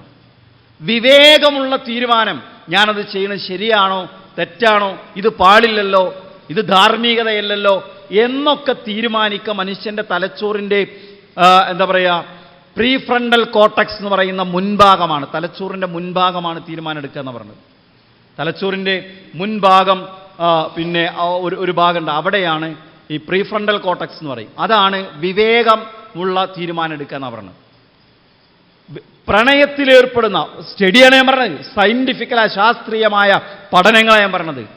എന്താ, വൈകാരികമായിട്ട് മാത്രമേ പ്രണയത്തിലേർപ്പെടുന്ന ആൾക്ക് തീരുമാനം എടുക്കാൻ കഴിയുള്ളൂ. നിങ്ങൾ ചിന്തിക്കുന്നില്ലേ, എന്തുകൊണ്ടായിരിക്കും ഒരു കോടതി മുറിയിൽ നിന്റെ വാപ്പ വേണോ നിന്റെ ഉമ്മ വേണോ, അതല്ല ഇന്നലെ പരിചയപ്പെട്ട കഞ്ചാവിനടിമയായ അല്ലെങ്കിൽ അന്യമതസ്ഥനായ അല്ലെങ്കിൽ നിന്നേക്കാൾ 5 വയസ്സ് കുറവുള്ള ഇവൻ വേണോ എന്ന് ചോദിക്കുമ്പോൾ എനിക്കെൻ്റെ കുട്ടികളും വേണ്ട, ഭർത്താവും വേണ്ട, അവൻ മതി എന്ന് ഒരു പെൺകുട്ടി എന്തുകൊണ്ട് പറയുന്നു? എനിക്ക് അവൾ മതി എന്ന് ചില ചെറുപ്പക്കാർ എന്തുകൊണ്ട് വാശി പിടിക്കുന്നു? അവൾ വേറെ മതമാണെങ്കിലും വേറെ ആദർശമാണെങ്കിലും തനിക്ക് ഒരു നിലക്കും യോജിക്കാതെ പോകുന്ന ആളാണെങ്കിൽ പോലും എന്തുകൊണ്ടങ്ങനെ ചിന്തിക്കുന്നു? വിവേകമുള്ള തീരുമാനമെടുക്കാൻ ഒരിക്കൽ പോലും കൗമാരപ്രായത്തിലുള്ള ആളുകൾ ഒരാൺകുട്ടി പെൺകുട്ടിയെ കാണുമ്പോൾ, പെൺകുട്ടി ആൺകുട്ടിയെ കാണുമ്പോൾ വിവേകമുള്ള തീരുമാനമെടുക്കാൻ മനുഷ്യന്റെ തലച്ചോറിന് സാധിക്കുകയില്ല. അതുകൊണ്ട് വിവേകമുള്ള തീരുമാനം മൂന്നാമതൊരാൾ എടുത്തു കൊടുക്കണമെന്ന് ലോകത്ത് നടന്ന ശാസ്ത്രീയമായ പഠനങ്ങളാണ്. അല്ലേ, ഇസ്ലാം അതാ പഠിപ്പിക്കുന്നത്. വലിയനോടാണ് വിവാഹം അന്വേഷിക്കേണ്ടത്, വലിയാണ് തൻ്റെ മകളെ കല്യാണം കഴിക്കേണ്ടത്, കല്യാണം കഴിച്ചു കൊടുക്കേണ്ടത്. അല്ലേ, ആളുകൾ ചോദിക്കുന്നെന്താ, പെൺകുട്ടിയും ആൺകുട്ടിയും അവർക്ക് പരസ്പരം വിവാഹവേദിയിൽ ഒരുമിക്കാൻ പോലുമുള്ള സ്വാതന്ത്ര്യമില്ലേ എന്നാ ചോദിക്കുന്നത്. എന്താ, ഒരു ദിവസം വീട്ടിൽ വന്ന് ചായ കുടിക്കുമ്പോൾ കണ്ടുമുട്ടിയ ചായ കൊടുക്കുമ്പോൾ കണ്ടുമുട്ടിയ ബന്ധത്തിന്റെ അടിസ്ഥാനത്തിൽ വിവാഹം നടക്കുന്നതാണോ, ഒരു കൊല്ലം പ്രേമിച്ചിട്ട് വിവാഹം നടക്കുന്നതാണോ നല്ലത് എന്ന പൊട്ട ചോദ്യത്തിന് മുന്നിൽ നമ്മൾ വീണുപോവുകയാണ്. ചായ കൊടുക്കുമ്പോഴുള്ള ബന്ധമാണോ? ചായ വാങ്ങുന്നതിന് മുമ്പ് 100 വട്ടം ആലോചിക്കും. ചായ കുടിച്ച ചെറുപ്പക്കാരനും ചായ കൊടുത്ത പെൺകുട്ടിയും അവരുടെ രക്ഷിതാക്കൾ വിവാഹം ഉറപ്പിക്കുന്നതിന് മുമ്പ് വീണ്ടും ആലോചിക്കും. ഇതൊക്കെ ബോധപൂർവം മറച്ചുവെച്ച് തെറ്റായ ഒരു ലോകത്തേക്ക് കൊണ്ടുവിടുകയാണ് നമ്മുടെ ആളുകളെ, അല്ലേ? എന്നിട്ടോ വിവാഹമില്ലാത്ത ഒരു ജീവിതത്തിന് വേണ്ടി ആളുകളെ നിരന്തരമായി പ്രേരിപ്പിച്ചുകൊണ്ടിരിക്കുകയാണ്. അപ്പോൾ അതിൻ്റെ അനന്തര ഫലം എന്താണ്? ഇവിടെ വലിയ ദൂരവ്യാപകമായ പ്രത്യാഘാതങ്ങളുണ്ടാകും. തികഞ്ഞ ലൈംഗിക അരാജകത്വത്തിലേക്ക് ഈ സമൂഹം പോകുന്ന അവസ്ഥയുണ്ടാകും. അതുകൊണ്ട് സുഹൃത്തുക്കളെ, ഇത്തരം സ്വതന്ത്രവാദക്കാരായ ആളുകളുടെ ആശയങ്ങൾ ഇങ്ങനെ കേൾക്കുമ്പോൾ 100,000 വട്ടം ചിന്തിക്കണം. മതമാണ് നമുക്ക് സുരക്ഷിതത്വം നൽകുന്നത്. ഇപ്പം എല്ലാവരും ലഹരിയുമായി ബന്ധപ്പെട്ട കാര്യങ്ങളാണ് പറയുന്നത്, അല്ലേ? കഴിഞ്ഞ ഒരുപക്ഷെ താമരശ്ശേരിയിലെ ഒരു ചെറുപ്പക്കാരനെ കുട്ടികളെല്ലാവരും കൂടി അടിച്ചു കൊന്നപ്പോൾ, 10ാം ക്ലാസ്സിൽ പഠിക്കുന്ന ഒരു കുട്ടിയെ തൻ്റെ സഹപാഠികൾ അടിച്ചു കൊന്നപ്പോൾ ഭയങ്കര ചർച്ച വന്നു. കുറച്ചധികം ലഹരി കേസുകൾ വന്നപ്പോൾ ഹോസ്റ്റൽ മുറികൾ തോറും നമ്മുടെ പോലീസ് ഡിപ്പാർട്ട്മെൻറ്റ് സെർച്ച് നടത്തി. എന്താ പറയണത്? 7ാം ക്ലാസ്സിൽ പഠിക്കുന്ന കുട്ടി ലഹരി ഉപയോഗിക്കുന്നു, 5ാം ക്ലാസ്സിൽ പഠിക്കുന്ന കുട്ടി ലഹരി ഉപയോഗിക്കുന്നു, അല്ലേ? MDMA ഉപയോഗിക്കുന്ന ഹൈസ്കൂളിൽ പഠിക്കുന്ന കുട്ടികൾ. എന്തൊക്കെ ജാതി റിപ്പോർട്ടുകളാണ് നമ്മൾ വായിച്ചത്. പോലീസ് ഡിപ്പാർട്ട്മെൻറ്റ് പറയാം, ഞങ്ങൾക്ക് ഒരാളെ ഞങ്ങൾ ലഹരിക്കാരനെ പിടിച്ചു, ഒരു കഞ്ചാവ് വിൽപ്പനക്കാരനെ ഞങ്ങൾ പിടിച്ചു. അപ്പോൾ അയാളുടെ ഫോണിലേക്ക് ഏറ്റവും കൂടുതൽ വന്ന കോളുകൾ പെൺകുട്ടികളുടേതായിരുന്നു. ആ പെൺകുട്ടികൾ ഓരോ കോഡ് ഭാഷയാണ് ഉപയോഗിക്കുന്നത് ഇതാവശ്യപ്പെട്ടുകൊണ്ട്. ആൺകുട്ടികൾ പെൺകുട്ടികൾ വ്യത്യാസമില്ലാതെ ഇവിടെ ലഹരിയിലേക്ക് പോകുന്നു. എന്നിട്ട് നമ്മളിങ്ങനെ ഒരു ഭാഗത്ത് ഇത് പരിഹരിക്കാനുള്ള പരിശ്രമങ്ങളാണ്. നിങ്ങൾ ചിന്തിച്ചിട്ടുണ്ടോ എന്തുകൊണ്ടായിരിക്കാം ലഹരി ഉപയോഗിച്ചാൽ ഒരുപാട് പ്രശ്നങ്ങളുണ്ട് എന്നറിഞ്ഞിട്ടും ഈ ലഹരിയുടെ ഉപയോഗത്തിലേക്ക് ആളുകൾ പോയത്? എന്തുകൊണ്ടായിരിക്കും? അവർ ഈ പറയുന്ന നേരത്തെ പറഞ്ഞ സിനിമയും വെബ് സീരിയലുകളും യൂട്യൂബർമാരും ചാനലുകാരും വ്ളോഗർമാരും ഒക്കെ പഠിപ്പിക്കുന്ന ഒരു സ്വതന്ത്ര ആശയമുണ്ട്. എനിക്ക് മതം വേണ്ട എന്ന് പറയുന്ന, ഞാൻ സ്വതന്ത്രമായി ജീവിക്കാൻ ആഗ്രഹിക്കുന്നു എന്ന് പറയുന്ന, my body my right, my body my choice, my body my rules. എൻ്റെ ശരീരം, ഇവിടെ എൻ്റെ നിയമം മതി, എൻ്റെ ഇഷ്ടമനുസരിച്ച് ഞാൻ ജീവിക്കും, എനിക്ക് തോന്നിയതുപോലെ ഞാൻ ജീവിക്കും. അതാണ് ഭയങ്കര സ്വാതന്ത്ര്യം എന്ന് എല്ലാവരും പറയണത്, അല്ലേ? ഇപ്പം നമ്മളും പതുക്കെ പറഞ്ഞു തുടങ്ങി. അപ്പം എന്താ ഓൻ്റെ ഇഷ്ടമല്ലേ, നമ്മളെന്തിനാ അതിനെതിരെ നിൽക്കുന്നത്? അതിപ്പോൾ എന്താ അവളുടെ ഇഷ്ടമല്ലേ, അവൻ്റെ ഇഷ്ടമല്ലേ, അല്ലേ? നമുക്കതിനെ ചിന്തിക്കാൻ പറ്റുമോ? മതം എന്തു പറയുന്നു എന്ന് നമ്മൾ ആലോചിക്കേണ്ടത്. ഇത് പടച്ചോൻ്റെ ഇഷ്ടപ്പെടുമോ? അള്ളാഹുവിൻ്റെ നിയമം ഇത് അനുവദിച്ചു തന്നിട്ടുണ്ടോ? അല്ലേ? അത് ചെയ്തവൻ്റെ പരലോകം എന്തായിരിക്കും? അള്ളാഹു അനുവദിച്ചു തന്നാണോ? ചോദിക്കും. ആർക്കും ഇടപെടാൻ പറ്റൂല. വാപ്പാക്ക് പോലും മകളുടെ കാര്യത്തിൽ ഇടപെടാൻ പറ്റൂല. പോലീസിൽ പോകും. അവിടെ പറയും സദാചാരം കളിക്കുകയാണെന്ന് പറയും. ഞാനൊരിക്കൽ കുറ്റിപ്പുറം റെയിൽവേ സ്റ്റേഷനിൽ ഇങ്ങനെ ട്രെയിന് കാത്തു നിൽക്കുമ്പോൾ ഞാൻ പലയിടത്തും പറയാനുള്ളൊരു അനുഭവമാണ്. എന്താ അറിയോ, അവിടെ ഒരു ബഹളം, ഭയങ്കര ബഹളം. ചെന്ന് നോക്കുമ്പോൾ എന്താണ്, ഒരു മുതിർന്ന സ്ത്രീ 2 ചെറുപ്പക്കാരോട് സംസാരിക്കും, ഒരു ആൺകുട്ടിയോട് ഒരു പെൺകുട്ടിയോടും. രൂക്ഷമായ ഭാഷയിൽ ആ സ്ത്രീ സംസാരിക്കുന്നുണ്ട്. ആ സ്ത്രീയോട് അവരും തട്ടിക്കയറുന്നുണ്ട്. അങ്ങനെ ഇരിക്കുന്ന ഒരാൾ വന്നിട്ട് ആ സ്ത്രീയുടെ ചെവിയിൽ ഒരു സ്വകാര്യം പറഞ്ഞു. അപ്പോൾ ആ സ്ത്രീ സംസാരം നിർത്തി. ആ സ്ത്രീ വേഗം തിരിഞ്ഞുപോയി. ഞാൻ ഇങ്ങനെ അത്ഭുതപ്പെട്ടു, എന്താണിപ്പോൾ ആ സ്ത്രീ പെട്ടെന്ന് നിർത്താൻ കാരണം? അപ്പോൾ ഞാൻ ഈ സ്വകാര്യം പറഞ്ഞ ആളുടെ അടുത്ത പ്ലാറ്റ്ഫോമിൽ ബെഞ്ചിലിങ്ങനെ ഇരിക്കുമ്പോൾ അയാൾ തൻ്റെ സുഹൃത്തിനോട് പറയാം, ഞാൻ അവരോട് പറഞ്ഞു നിങ്ങൾ മിണ്ടാതിരിക്കുക നല്ലത്, ഇത് കേസായ നിങ്ങൾ സദാചാര പോലീസ് ചമഞ്ഞു എന്ന് പറഞ്ഞിട്ട് നിങ്ങൾക്കെതിരെ പോലീസ് കേസെടുക്കും. അതായത് ഈ ആൺകുട്ടിയും പെൺകുട്ടിയും ആങ്ങളെയും പെങ്ങളും അല്ല, ഭാര്യയും ഭർത്താവും അല്ല. അപ്പോൾ നിങ്ങളെങ്ങോട്ടാ പോകണമെന്ന് ഈ സ്ത്രീ ചോദിച്ചു, അല്ലേ? മുമ്പൊക്കെ അങ്ങനെ ചോദിച്ചിരുന്നു. അപ്പോൾ ചോദിക്കാൻ പാടില്ല. വല്ലാത്തൊരവസ്ഥയാണിത്.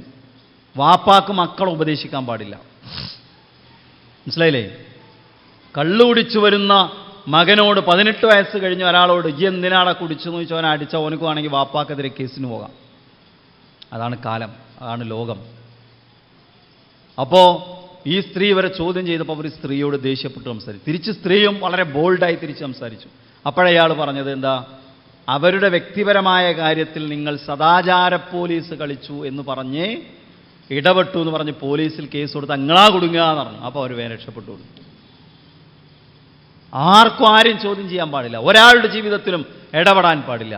അപ്പോൾ മൈ ബോഡി മൈ റൈറ്റ്, എനിക്ക് എൻ്റെ ഇഷ്ടം, എൻ്റെ ജീവിതം. ജീവിതം അടിച്ചു പൊളിക്കാനുള്ളതാണ്, ജീവിതം ആസ്വദിക്കാനുള്ളതാണ്, അല്ലേ? ജീവിതം ആസ്വദിക്കാനുള്ളതാണ്. അപ്പോൾ അവനോട് ചോദിക്കാണ്, എന്താ നിങ്ങൾ പിന്നെ കഞ്ചാവ് ഉപയോഗിച്ച എന്താ അവസ്ഥ? അത് നിൻ്റെ ശരീരത്തിന് പ്രശ്നം ഉണ്ടാക്കൂലേ? നിൻ്റെ കരൾ കരിഞ്ഞു പോകൂലേ? നിൻ്റെ ആയുസ് കുറഞ്ഞു പോകൂലേ? നിൻ്റെ ബുദ്ധിയെ അത് ബാധിക്കൂലേ? നിൻ്റെ തലച്ചോറിനെ ബാധിക്കൂലേ? അല്ലേ? ലഹരിക്ക് എന്തുമാത്രം വലിയ പ്രത്യാഘാതങ്ങളുണ്ട്. ലോകത്തെല്ലാ മനുഷ്യർക്കും അറിയുന്ന സംഗതിയാണ്. ലഹരി ഉപയോഗിച്ചാൽ അയാളുടെ ശരീരത്തെ ബാധിക്കും, കുടുംബത്തെ ബാധിക്കും, തലച്ചോറിനെ ബാധിക്കും, അയാളുടെ ബുദ്ധിയെ ബാധിക്കും, അയാളുടെ മനസ്സിനെ ബാധിക്കും, അയാളുടെ സാമൂഹ്യ ജീവിതത്തെ ബാധിക്കും. ലഹരി കൊണ്ടില്ലാത്ത ഉപദ്രവങ്ങൾ എന്താ? എന്നിട്ടും ഒരു മനുഷ്യൻ ലഹരി ഉപയോഗിക്കണം എന്താ? പ്രത്യേകിച്ച് പുതിയ ചെറുപ്പക്കാർ. അപ്പോൾ അവരെന്താ പറയുന്നറിയോ? അതിപ്പോൾ എന്തായാലും ജീവിതം കുറച്ചേ ഉള്ളൂ, ഉള്ളത് അടിച്ചു പൊളിക്കാം. ഇതിങ്ങനെ നിരന്തരമായി പ്രേരിപ്പിക്കാൻ ആളുകളുണ്ട്. ഉള്ളത് അടിച്ചു പൊളിച്ചോളി എന്ന് പറയും. നിങ്ങൾ നിരന്തരമായി കേൾക്കാറുള്ള ഒരു വ്യക്തിയെ ഞാൻ ജസ്റ്റ് ഒന്ന് കൊണ്ടുവരാം. എപ്പോഴും നിങ്ങൾ കേട്ടിട്ടുണ്ടാവും ഇയാളെ. ജസ്റ്റ് ഒന്ന് കേട്ടോക്കി. കഞ്ചാവൊക്കെ ലീഗലൈസ് ചെയ്യേണ്ടതാണ്. എന്ത് കുഴപ്പമാണ്? വെറുതെ നമ്മൾ നോക്കി അതിൻ്റെ മുകളിലൊക്കെ ഉണ്ടാക്കിയിട്ടുള്ള ഭീകരമായ ചർച്ചകളും എല്ലാം ഇന്ന് അമേരിക്ക പോലുള്ള രാജ്യങ്ങളിൽ അവന്മാരാണ് ഇത് ആരംഭിച്ചത്. അവിടെ പകുതിയധികം സ്റ്റേറ്റുകൾ ഇന്ന് ഇത് വിൽക്കാൻ പറ്റും. കേക്ക് കഴിക്കും, സകലതാനും റിക്രിയേഷണലായിട്ട് ഇത് കൊടുക്കുന്നിടത്തായിട്ട് ഈ സ്കാൻഡിനേവിയൻ രാജ്യങ്ങളിൽ മുഴുവനും എല്ലായിടത്തും ചെയ്യുന്നതാണ്. ഇവിടെ മാത്രം 11 വർഷവും 12 വർഷവും ജയിലിൽ കിടക്കണം. എന്താ പറഞ്ഞേ? കഞ്ചാവ് ലീഗലൈസ് ചെയ്യണം, കഞ്ചാവ് നിയമവിധേയമാക്കണം എന്നാണ് പറഞ്ഞത്. കഞ്ചാവ് ഉപയോഗിച്ച് ആരും എന്ത് ചെയ്യാൻ പാടില്ല? വിറ്റാലോ കൊണ്ടു നടന്നാലോ കഴിച്ചാലോ ആരും ശിക്ഷിക്കാൻ പാടില്ല എന്ന് മുമ്പ് പറഞ്ഞു. ഇയാളുടെ വീഡിയോ എന്നൊക്കെ പറഞ്ഞാൽ ഒരു 2 ലക്ഷം 3 ലക്ഷം ആൾക്കാരൊക്കെ ഉണ്ടാവും. ഇയാളുടെ വീഡിയോൻ്റെ കാഴ്ചക്കാർ എത്ര വ്യൂവേഴ്സ് ഉണ്ട് നോക്കിയാൽ കാണാൻ പറ്റും. ഇങ്ങനത്തെ കുറേ ആൾക്കാർ ഇവിടെ ഉണ്ട്. ഇവരാണ് അത് യൂറോപ്പിൽ അങ്ങനെയാണ്, അമേരിക്കയിൽ ഇങ്ങനെയാണ്. അവിടെയൊക്കെ ഭയങ്കര സംഭവമാണെന്ന് പറയാം. അമേരിക്കയിലൊക്കെ എന്ന് പറഞ്ഞാൽ എന്താ ഭയങ്കര സംഭവമാണ്. അവിടെ ആളുകൾ എന്താ പറയുക, ഇത് റിക്രിയേഷൻ്റെ എന്താ കവിത എഴുതാനും പാട്ടെഴുതാനും നാടകം എഴുതാനും അതിനൊക്കെ ആൾക്കാർക്ക് എനർജി കിട്ടാതാണ് കൊടുക്കുന്നതെന്ന് പറഞ്ഞു. എന്നിട്ട് ആൾക്കാരെ ഫുള്ള് ലഹരിയിലേക്ക് കൊണ്ടുപോവുക. ആളുകൾ ഇതിങ്ങനെ ഉപയോഗിച്ച് അവരുടെ ജീവിതം നശിപ്പിച്ചു കളയുക, അല്ലേ? ഞാൻ ഒരു ദിവസം പിന്നെ മലപ്പുറം ജില്ലയിൽ തന്നെയുള്ള ഒരു സ്ഥാപനത്തിൽ ഒരു NSS ക്യാമ്പിൽ ക്ലാസ് എടുക്കാൻ പോയി. അപ്പോൾ അവിടെ നിന്ന് ഞാൻ ക്ലാസ് കഴിഞ്ഞിങ്ങനെ ഇറങ്ങുമ്പോൾ ഒരു മഗ്‌രിബോട് കൂടി ഇറങ്ങിപ്പോരുമ്പോൾ എൻ്റെ കൂടെ അവിടുത്തെ ഒരു കുട്ടി ഞാനും പോരുന്നുണ്ട്. അപ്പോൾ ഈ 7 ദിവസത്തെ ക്യാമ്പാണല്ലോ, രാത്രി ഇവിടെ താമസിക്കാറില്ല ചോദിച്ചു. അപ്പോൾ അവൻ പറഞ്ഞു ഞാൻ താമസിക്കാറില്ല. അപ്പോൾ അവനെ കണ്ടാൽ തന്നെ അറിയാം അവനിക്ക് എന്തോ ഒരു ആരോഗ്യ പ്രശ്നമുണ്ട്. അയച്ചു നിനക്കെന്തു പറ്റി? ജന്മനാ ഉള്ള ഒരു ബുദ്ധിപരമായ പ്രശ്നം നമുക്ക് തോന്നുന്നു, ജന്മനാ ഉള്ളതാണ്. അപ്പം പറഞ്ഞാൽ അല്ല, ഞാൻ +2-നും 10ാം ക്ലാസ്സിലും ഫുൾ A+ കിട്ടിയ ആളാണ്. എന്നിട്ട് ഞാൻ കേരളത്തിന് പുറത്തുള്ളൊരു സ്ഥാപനത്തിൽ പഠിക്കാൻ പോയി. അവിടെ നിന്ന് ഞാൻ ലഹരി ഉപയോഗിച്ചു ഞാൻ 2ാം വർഷമായപ്പോൾ എൻ്റെ പഠനം നിർത്തി പുറത്തു പോകുന്നു. അതെൻ്റെ ബ്രെയിനിൽ ഡാമേജ് ഉണ്ടാക്കിയെന്ന് അവനോട് പറഞ്ഞ വാചകം. അവൻ്റെ തലച്ചോറിന് പരുക്കു പറ്റി. അത് അവനെ ഒരു പകുതി ബുദ്ധിമാന്യുള്ള ഒരാളെപ്പോലെ ആക്കി തീർത്തു. നല്ല റിക്രിയേഷനാണ് ലഹരി കൊണ്ടുണ്ടാകുന്നത്. ഒന്ന് ആലോചിച്ച് എത്രയോ കുടുംബങ്ങളെ തകർത്തു, എത്രയോ കുട്ടികൾ ആത്മഹത്യ ചെയ്തു, എത്രയോ മനുഷ്യർ ഇപ്പോഴും ജീവിതം പ്രയാസപ്പെട്ട് മുന്നോട്ട് കൊണ്ടുപോവാണ്. എന്താ ഭാര്യ സഹിച്ച് ജീവിക്കുക, വീട്ടിൽ പോകാൻ, വീട്ടിൽ വാപ്പല്യ അമ്മല്യ അനാഥയായിരുന്നു, ഇവൻ കെട്ടിക്കൊണ്ടുവന്നു, എന്നിട്ട് അവൻ കള്ളുടി തുടങ്ങി, അവൻ കഞ്ചാവായി, എന്നിട്ട് ഇയാളെ പീഡിപ്പിക്കാം. എത്രയോ മാതാപിതാക്കൾ എനിക്കറിയാം. എന്താ ഒരാളെ സ്വന്തം വാപ്പാനെ മകൻ കത്തിയെടുത്ത് കുത്തി. എന്താ കാരണം എന്നറിയോ? വാപ്പ ലഹരി ഉപയോഗിച്ച് വന്ന ഉപദ്രവം സഹിക്കാത്തതുകൊണ്ട്. മകൻ നല്ലവനാ, ജീവിക്കാൻ കഴിയുന്നില്ല, പൊറുതി മുട്ടിയിട്ട് വാപ്പാനെ കത്തിയെടുത്ത് കുത്തി. ആയിരക്കണക്കിന് ലക്ഷോപലക്ഷം കുട്ടികൾ പീഡിപ്പിക്കപ്പെടുകയാണ് ഇവിടെ ലഹരി ഉപയോഗിച്ച ആളുകളെ കൊണ്ട്. ലക്ഷോപലക്ഷം പെൺകുട്ടികൾ ഇവിടെ പ്രയാസപ്പെടുകയാണ് ഭാര്യമാരായി ലഹരിക്ക് അടിമപ്പെട്ടവൻ്റെ കീഴിൽ ജീവിക്കേണ്ടി വന്നതുകൊണ്ട്. ഞാൻ സംസാരിച്ചിട്ടുണ്ട് ഭർത്തൃമതികളായ സ്ത്രീകളോട്. എന്താ ലഹരിയാണവൻ, ജീവിക്കാൻ വയ്യ, ഓനെ നല്ല സ്നേഹിക്കും, പക്ഷേ അവൻ കുടിച്ചു വന്നവൻ എന്നെ മർദ്ദിക്കും. ഞാൻ ഒരു സ്ത്രീക്ക് ആവശ്യമുള്ള ശാരീരികമായ എൻ്റെ ആവശ്യം നിർവഹിച്ചു കിട്ടിയിട്ട് വർഷങ്ങളായി തെറ്റിലേക്ക് പോകുമോ എന്ന് ഞാൻ ഭയപ്പെടുകയാണ്. എന്താ കാരണം? ഇവൻ അടിമയാണ്, ലഹരിക്ക് അടിമയാണ്. ഞാൻ പറഞ്ഞു, ബെഡ്റൂമിൽ പരാജിതനാകും, കുടുംബജീവിതത്തിൽ തോൽവിയാകും, സമൂഹത്തിൽ തോൽവിയാകും, മക്കൾക്ക് മുമ്പിൽ ഭൂലോക തോൽവിയാകും. അവിടെ എല്ലാവർക്കും പ്രശ്നമാണ്. നിങ്ങൾക്കറിയോ, കേരളത്തിൽ നടക്കുന്ന കുറ്റകൃത്യങ്ങളുടെ 90% പങ്കും ഈ മൈ ബോഡി മൈ റൈറ്റ് ഒക്കെ കൊണ്ടിടക്കുന്ന ആൾക്കാർ മനസ്സിലാക്കണം അല്ലേ. സ്വതന്ത്രമാണ്, എൻ്റെ ആവശ്യം സ്വാതന്ത്ര്യമാണ് അല്ലേ, ഇതൊക്കെ എൻ്റെ സ്വാതന്ത്ര്യത്തിന് വിലങ്ങിടുന്ന കാര്യങ്ങളാണെന്നൊക്കെ ഭയങ്കര തത്വശാസ്ത്രം പറയുന്ന ആളുകൾ മനസ്സിലാക്കണം. സമൂഹത്തിന് എന്താ അവരൊക്കെ കൊടുത്തത്? സമൂഹത്തിന് എന്താ അവരൊക്കെ കൊടുത്തത്? നശിച്ചു പോകുകയാണ് ഒരു സമൂഹം, നശിച്ചു പോകുകയാണ്. കുറ്റകൃത്യങ്ങളിൽ 90% കാരണം ലഹരിയാണെന്നാണ്. കേരളത്തിൽ നടക്കുന്ന വാഹനാപകടങ്ങളിൽ മഹാഭൂരിഭാഗത്തിൻ്റെയും കാരണം ലഹരിയാണെന്നാണ് അല്ലേ. അഥവാ ആയിരക്കണക്കിന് മനുഷ്യർ ഓരോ ദിവസം റോഡുകളിൽ മരിച്ചു വീഴുന്നു. ആരാ കാരണക്കാരൻ? ലഹരിയാണ്. അതിനെ ന്യായീകരിക്കുകയാണ്. അതൊക്കെ നിയമവിധേയമാക്കണം എന്നാണ് പറയണത്. ഞാൻ പറഞ്ഞത്, സ്വതന്ത്രവാദം എന്ന് പറയുന്ന ഒരു സംഗതി ഇവിടെ നടപ്പിലായാൽ എന്ത് സമൂഹം അവിടെ ഉണ്ടാകുമെന്ന് ചോദിച്ചാൽ MDMA അടിമകളായ ഒരു സമൂഹം ഉണ്ടാവും, കഞ്ചാവിന് അടിമകളായ ഒരു സമൂഹം ഉണ്ടാവും അല്ലേ. ഇയാൾ പറഞ്ഞില്ലേ, അമേരിക്കയിലൊക്കെ അത് ഭയങ്കരമായി നിയമവിധേയമാക്കിയെന്ന്. അമേരിക്കയിലെ സാൻ ഫ്രാൻസിസ്കോ എന്ന് പറയുന്ന പട്ടണത്തിൻ്റെ ഒരു കാഴ്ച നിങ്ങളൊന്ന് കാണണം. സാൻ ഫ്രാൻസിസ്കോ എന്ന് പറയുന്ന പട്ടണത്തിലെ ഒരു കാഴ്ച, ലഹരിക്കടിമപ്പെട്ട് മനുഷ്യർക്ക് തല ഉയർത്തി നിൽക്കാൻ കഴിയാത്ത ആളുകൾ, എഴുന്നേറ്റ് നിൽക്കാൻ വയ്യ മനുഷ്യർക്ക്, മുട്ടിലിഴയാണ്, തല പൊക്കാൻ വയ്യ ഒരു നഗരമാണ് അമേരിക്കയിലെ സാൻ ഫ്രാൻസിസ്കോ എന്ന് പറയുന്ന നഗരം. നമ്മുടെ നാട്ടിലെ കുറേ ആൾക്കാർ പറയണ്ടേ, നിങ്ങൾ യൂറോപ്പിലേക്ക് നോക്കുന്നില്ലേ അല്ലേ, നിങ്ങൾ അമേരിക്കയിലേക്ക് നോക്കണില്ലേ, നമ്മളൊന്നും ഇപ്പോഴും പുരോഗമിച്ചിട്ടില്ല. അവർ ഭയങ്കര പുരോഗമിച്ച രാജ്യമാണ്. അവർ പുരോഗമിച്ചതുപോലെ നമ്മൾ പുരോഗമിച്ചാൽ കേട്ടോ, ഈ ആനക്കയ അങ്ങാടിയും ഈ മഞ്ചേരി ടൗണും ഇപ്പുറത്ത് മലപ്പുറം ടൗണൊക്കെ ഇങ്ങനെ കുറേ ആൾക്കാരെ കാണാൻ പറ്റും. ഇങ്ങനെ കുറേ ആൾക്കാരെയാണ് കാണാൻ പറ്റുക. മുട്ടിലിഴയുന്ന മനുഷ്യരായിരിക്കും, എഴുന്നേറ്റ് നിൽക്കാൻ കഴിയാത്ത ചെറുപ്പക്കാർ. അങ്ങോട്ടാണ് ഈ സമൂഹം എത്തിപ്പെടുക, അങ്ങോട്ടാണ് ഈ സമൂഹം എത്തിപ്പെടുക. സുഹൃത്തുക്കളെ, സുരക്ഷിതത്വം എന്ന് പറഞ്ഞാൽ അത് മതത്തിലാണ്. ഞാൻ ദീർഘിപ്പിക്കുന്നില്ല. സുരക്ഷിതത്വം, ഒരു സമൂഹം എപ്പോഴാ, ഒരു വ്യക്തി എപ്പോഴാ സുരക്ഷിതമാവുക? ദീനുണ്ടാവുമ്പോഴാ. നമുക്ക് ഇസ്ലാമിന് മഖാസിദു ശരീഅയുണ്ട്, ശരീഅത്തിൻ്റെ ലക്ഷ്യങ്ങൾ. ഇസ്ലാമിലെ ഓരോ നിയമം ഉണ്ടാക്കുന്നത് ഒന്നുകിൽ മനുഷ്യൻ്റെ ജീവൻ രക്ഷിക്കാൻ, അല്ലെങ്കിൽ വംശപരമ്പര രക്ഷിക്കാൻ, ബുദ്ധി രക്ഷിക്കാൻ, സംരക്ഷിക്കാൻ, മതം സംരക്ഷിക്കാൻ, ഇങ്ങനെ 4-5 കാര്യങ്ങളെ സംരക്ഷിക്കാനാണ്. കൊലപാതക ഇസ്ലാം എന്തിനെ ഹറാമാക്കിയത്? മനുഷ്യരുടെ ജീവൻ സംരക്ഷിക്കാനാണ്. മനസ്സിലായില്ലേ? അതിൽ മദ്യം നിരോധിച്ചതിൻ്റെ മഖ്സദ് പറയുന്നിടത്ത് പറയുന്നൊരു സംഗതിയാണ് മനുഷ്യൻ്റെ ബുദ്ധിയെ സംരക്ഷിക്കാൻ. എന്ത് ഉദാത്തമായൊരു ചിന്തയാണ് ഇസ്ലാം മുന്നോട്ട് വെക്കുന്നത്. മനുഷ്യൻ്റെ ബുദ്ധിയെ സംരക്ഷിക്കാനാണ് എന്തുകൊണ്ടുവന്നത്? മദ്യം ഇസ്ലാം നിരോധിച്ചത്. ബുദ്ധിയാണ് മനുഷ്യൻ്റെ ഇതര ജീവജാലങ്ങളിൽ നിന്നുള്ള വ്യത്യാസം എന്ന് പറയുന്നത്.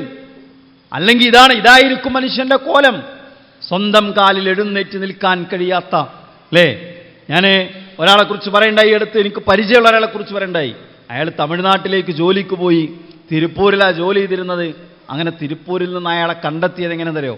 അയാളുടെ തല മുടി വലിയൊരു ശതമാനം ഓടയിൽ ഇങ്ങനെ കൊതുക് പറക്കുന്ന, അടുത്തെത്തിയാൽ ദുർഗന്ധം വമിക്കുന്ന റോഡ് സൈഡിലെ അരികിലൂടെ, റോഡിൻ്റെ അരികിലൂടെ ഒഴുകുന്ന ഓടയിൽ തല മുങ്ങിങ്ങനെ കിടക്കുന്നുണ്ട്. ആലോചിച്ച് നട്ടെല്ലു നിവർത്തി എഴുന്നേറ്റ് നിൽക്കേണ്ട മനുഷ്യൻ. നിങ്ങളും കാണുന്നുണ്ടാവും അങ്ങാടിയിലൂടെ ഒക്കെ പോകുമ്പോൾ. നല്ല ഇൻസൈഡൊക്കെ ചെയ്ത് ടൈയൊക്കെ കെട്ടിയ മനുഷ്യൻ റോഡ് സൈഡിൽ ഇങ്ങനെ കിടക്കുക. ആരാ കാരണക്കാർ? ലഹരിയാണ്. അത്തരമൊരു സമൂഹമാണ് ഇവർ വിഭാവനം ചെയ്യുന്ന ഒരു സമൂഹം ഉണ്ടായാൽ സംഭവിക്കുക എന്ന് നമ്മൾ മനസ്സിലാക്കേണ്ടത്. നമ്മൾ ആലോചിച്ച് നോക്കും, യഥാർത്ഥത്തിൽ സമൂഹത്തിൻ്റെ എല്ലാ മേഖലകളിലും, ഇപ്പോൾ LGBTQ എന്ന് പറയുന്നൊരു വാക്ക് കുറച്ച് ആൾക്കാരൊക്കെ കേട്ടിട്ടുണ്ടാവും. എന്താണ്? ഒരു മനുഷ്യൻ എന്ന് പറഞ്ഞാൽ രണ്ട് കാര്യങ്ങളാണ്. ഒന്ന്, ലോകത്താണും പെണ്ണും മാത്രമല്ല. അതൊക്കെ ഭയങ്കര പുരോഗമന ആശയമായിട്ടാണെന്ന് പഠിപ്പിക്കപ്പെടുന്നത്. എന്താ? ആണും പെണ്ണും മാത്രമല്ല, പിന്നെ ട്രാൻസ്ജെൻഡറും ഉണ്ട് എന്നാണ് പറയാം. മനസ്സിലായില്ലേ? അതായത് പുരുഷനായി ജനിച്ചു, പൂർണ്ണമായും പുരുഷനാണ്. കുറച്ച് കഴിഞ്ഞപ്പോൾ അയാൾക്ക് തന്നെ തോന്നുകയാണ് ഞാൻ ആണല്ല, ഞാൻ പെണ്ണാണ്. അപ്പോൾ അയാൾക്ക് തന്നെ തോന്നിയാൽ അയാൾ എന്ത് ചെയ്യും? പെണ്ണാകാൻ വേണ്ടി ശ്രമിക്കും, പെണ്ണിൻ്റെ വേഷം കെട്ടും. അപ്പോൾ ചില ആളുകൾക്ക് മാനസികമായി അങ്ങനെ തോന്നും. അതിന് വേറെ ട്രീറ്റ്മെൻറ്റ് എടുക്കുകയാണ് വേണ്ടത്. ഇന്ന് ഇവരെന്താ പറഞ്ഞത്? അങ്ങനെ പെണ്ണായി തോന്നിയാൽ അയാളെ സ്ത്രീയായി പരിഗണിക്കണം എന്നാണ്. ആണ് ഞാൻ സ്ത്രീയാണെന്ന് പറഞ്ഞാൽ അയാളെ സ്ത്രീയായി പരിഗണിക്കണം. സ്ത്രീ ഞാൻ പുരുഷനാണെന്ന് പറഞ്ഞാൽ അയാളെ പുരുഷനായി പരിഗണിക്കണം. ഇതാണെന്ന് ലോകത്ത് നിലനിൽക്കുന്നത്. ഇനി ഇത് മാത്രമാണോ ഒരാൾ പറയാ? ചില ആൾക്കാർ പറയും ഞാൻ ഏലിയനാണ്, അന്യഗ്രഹ ജീവിയാണ്.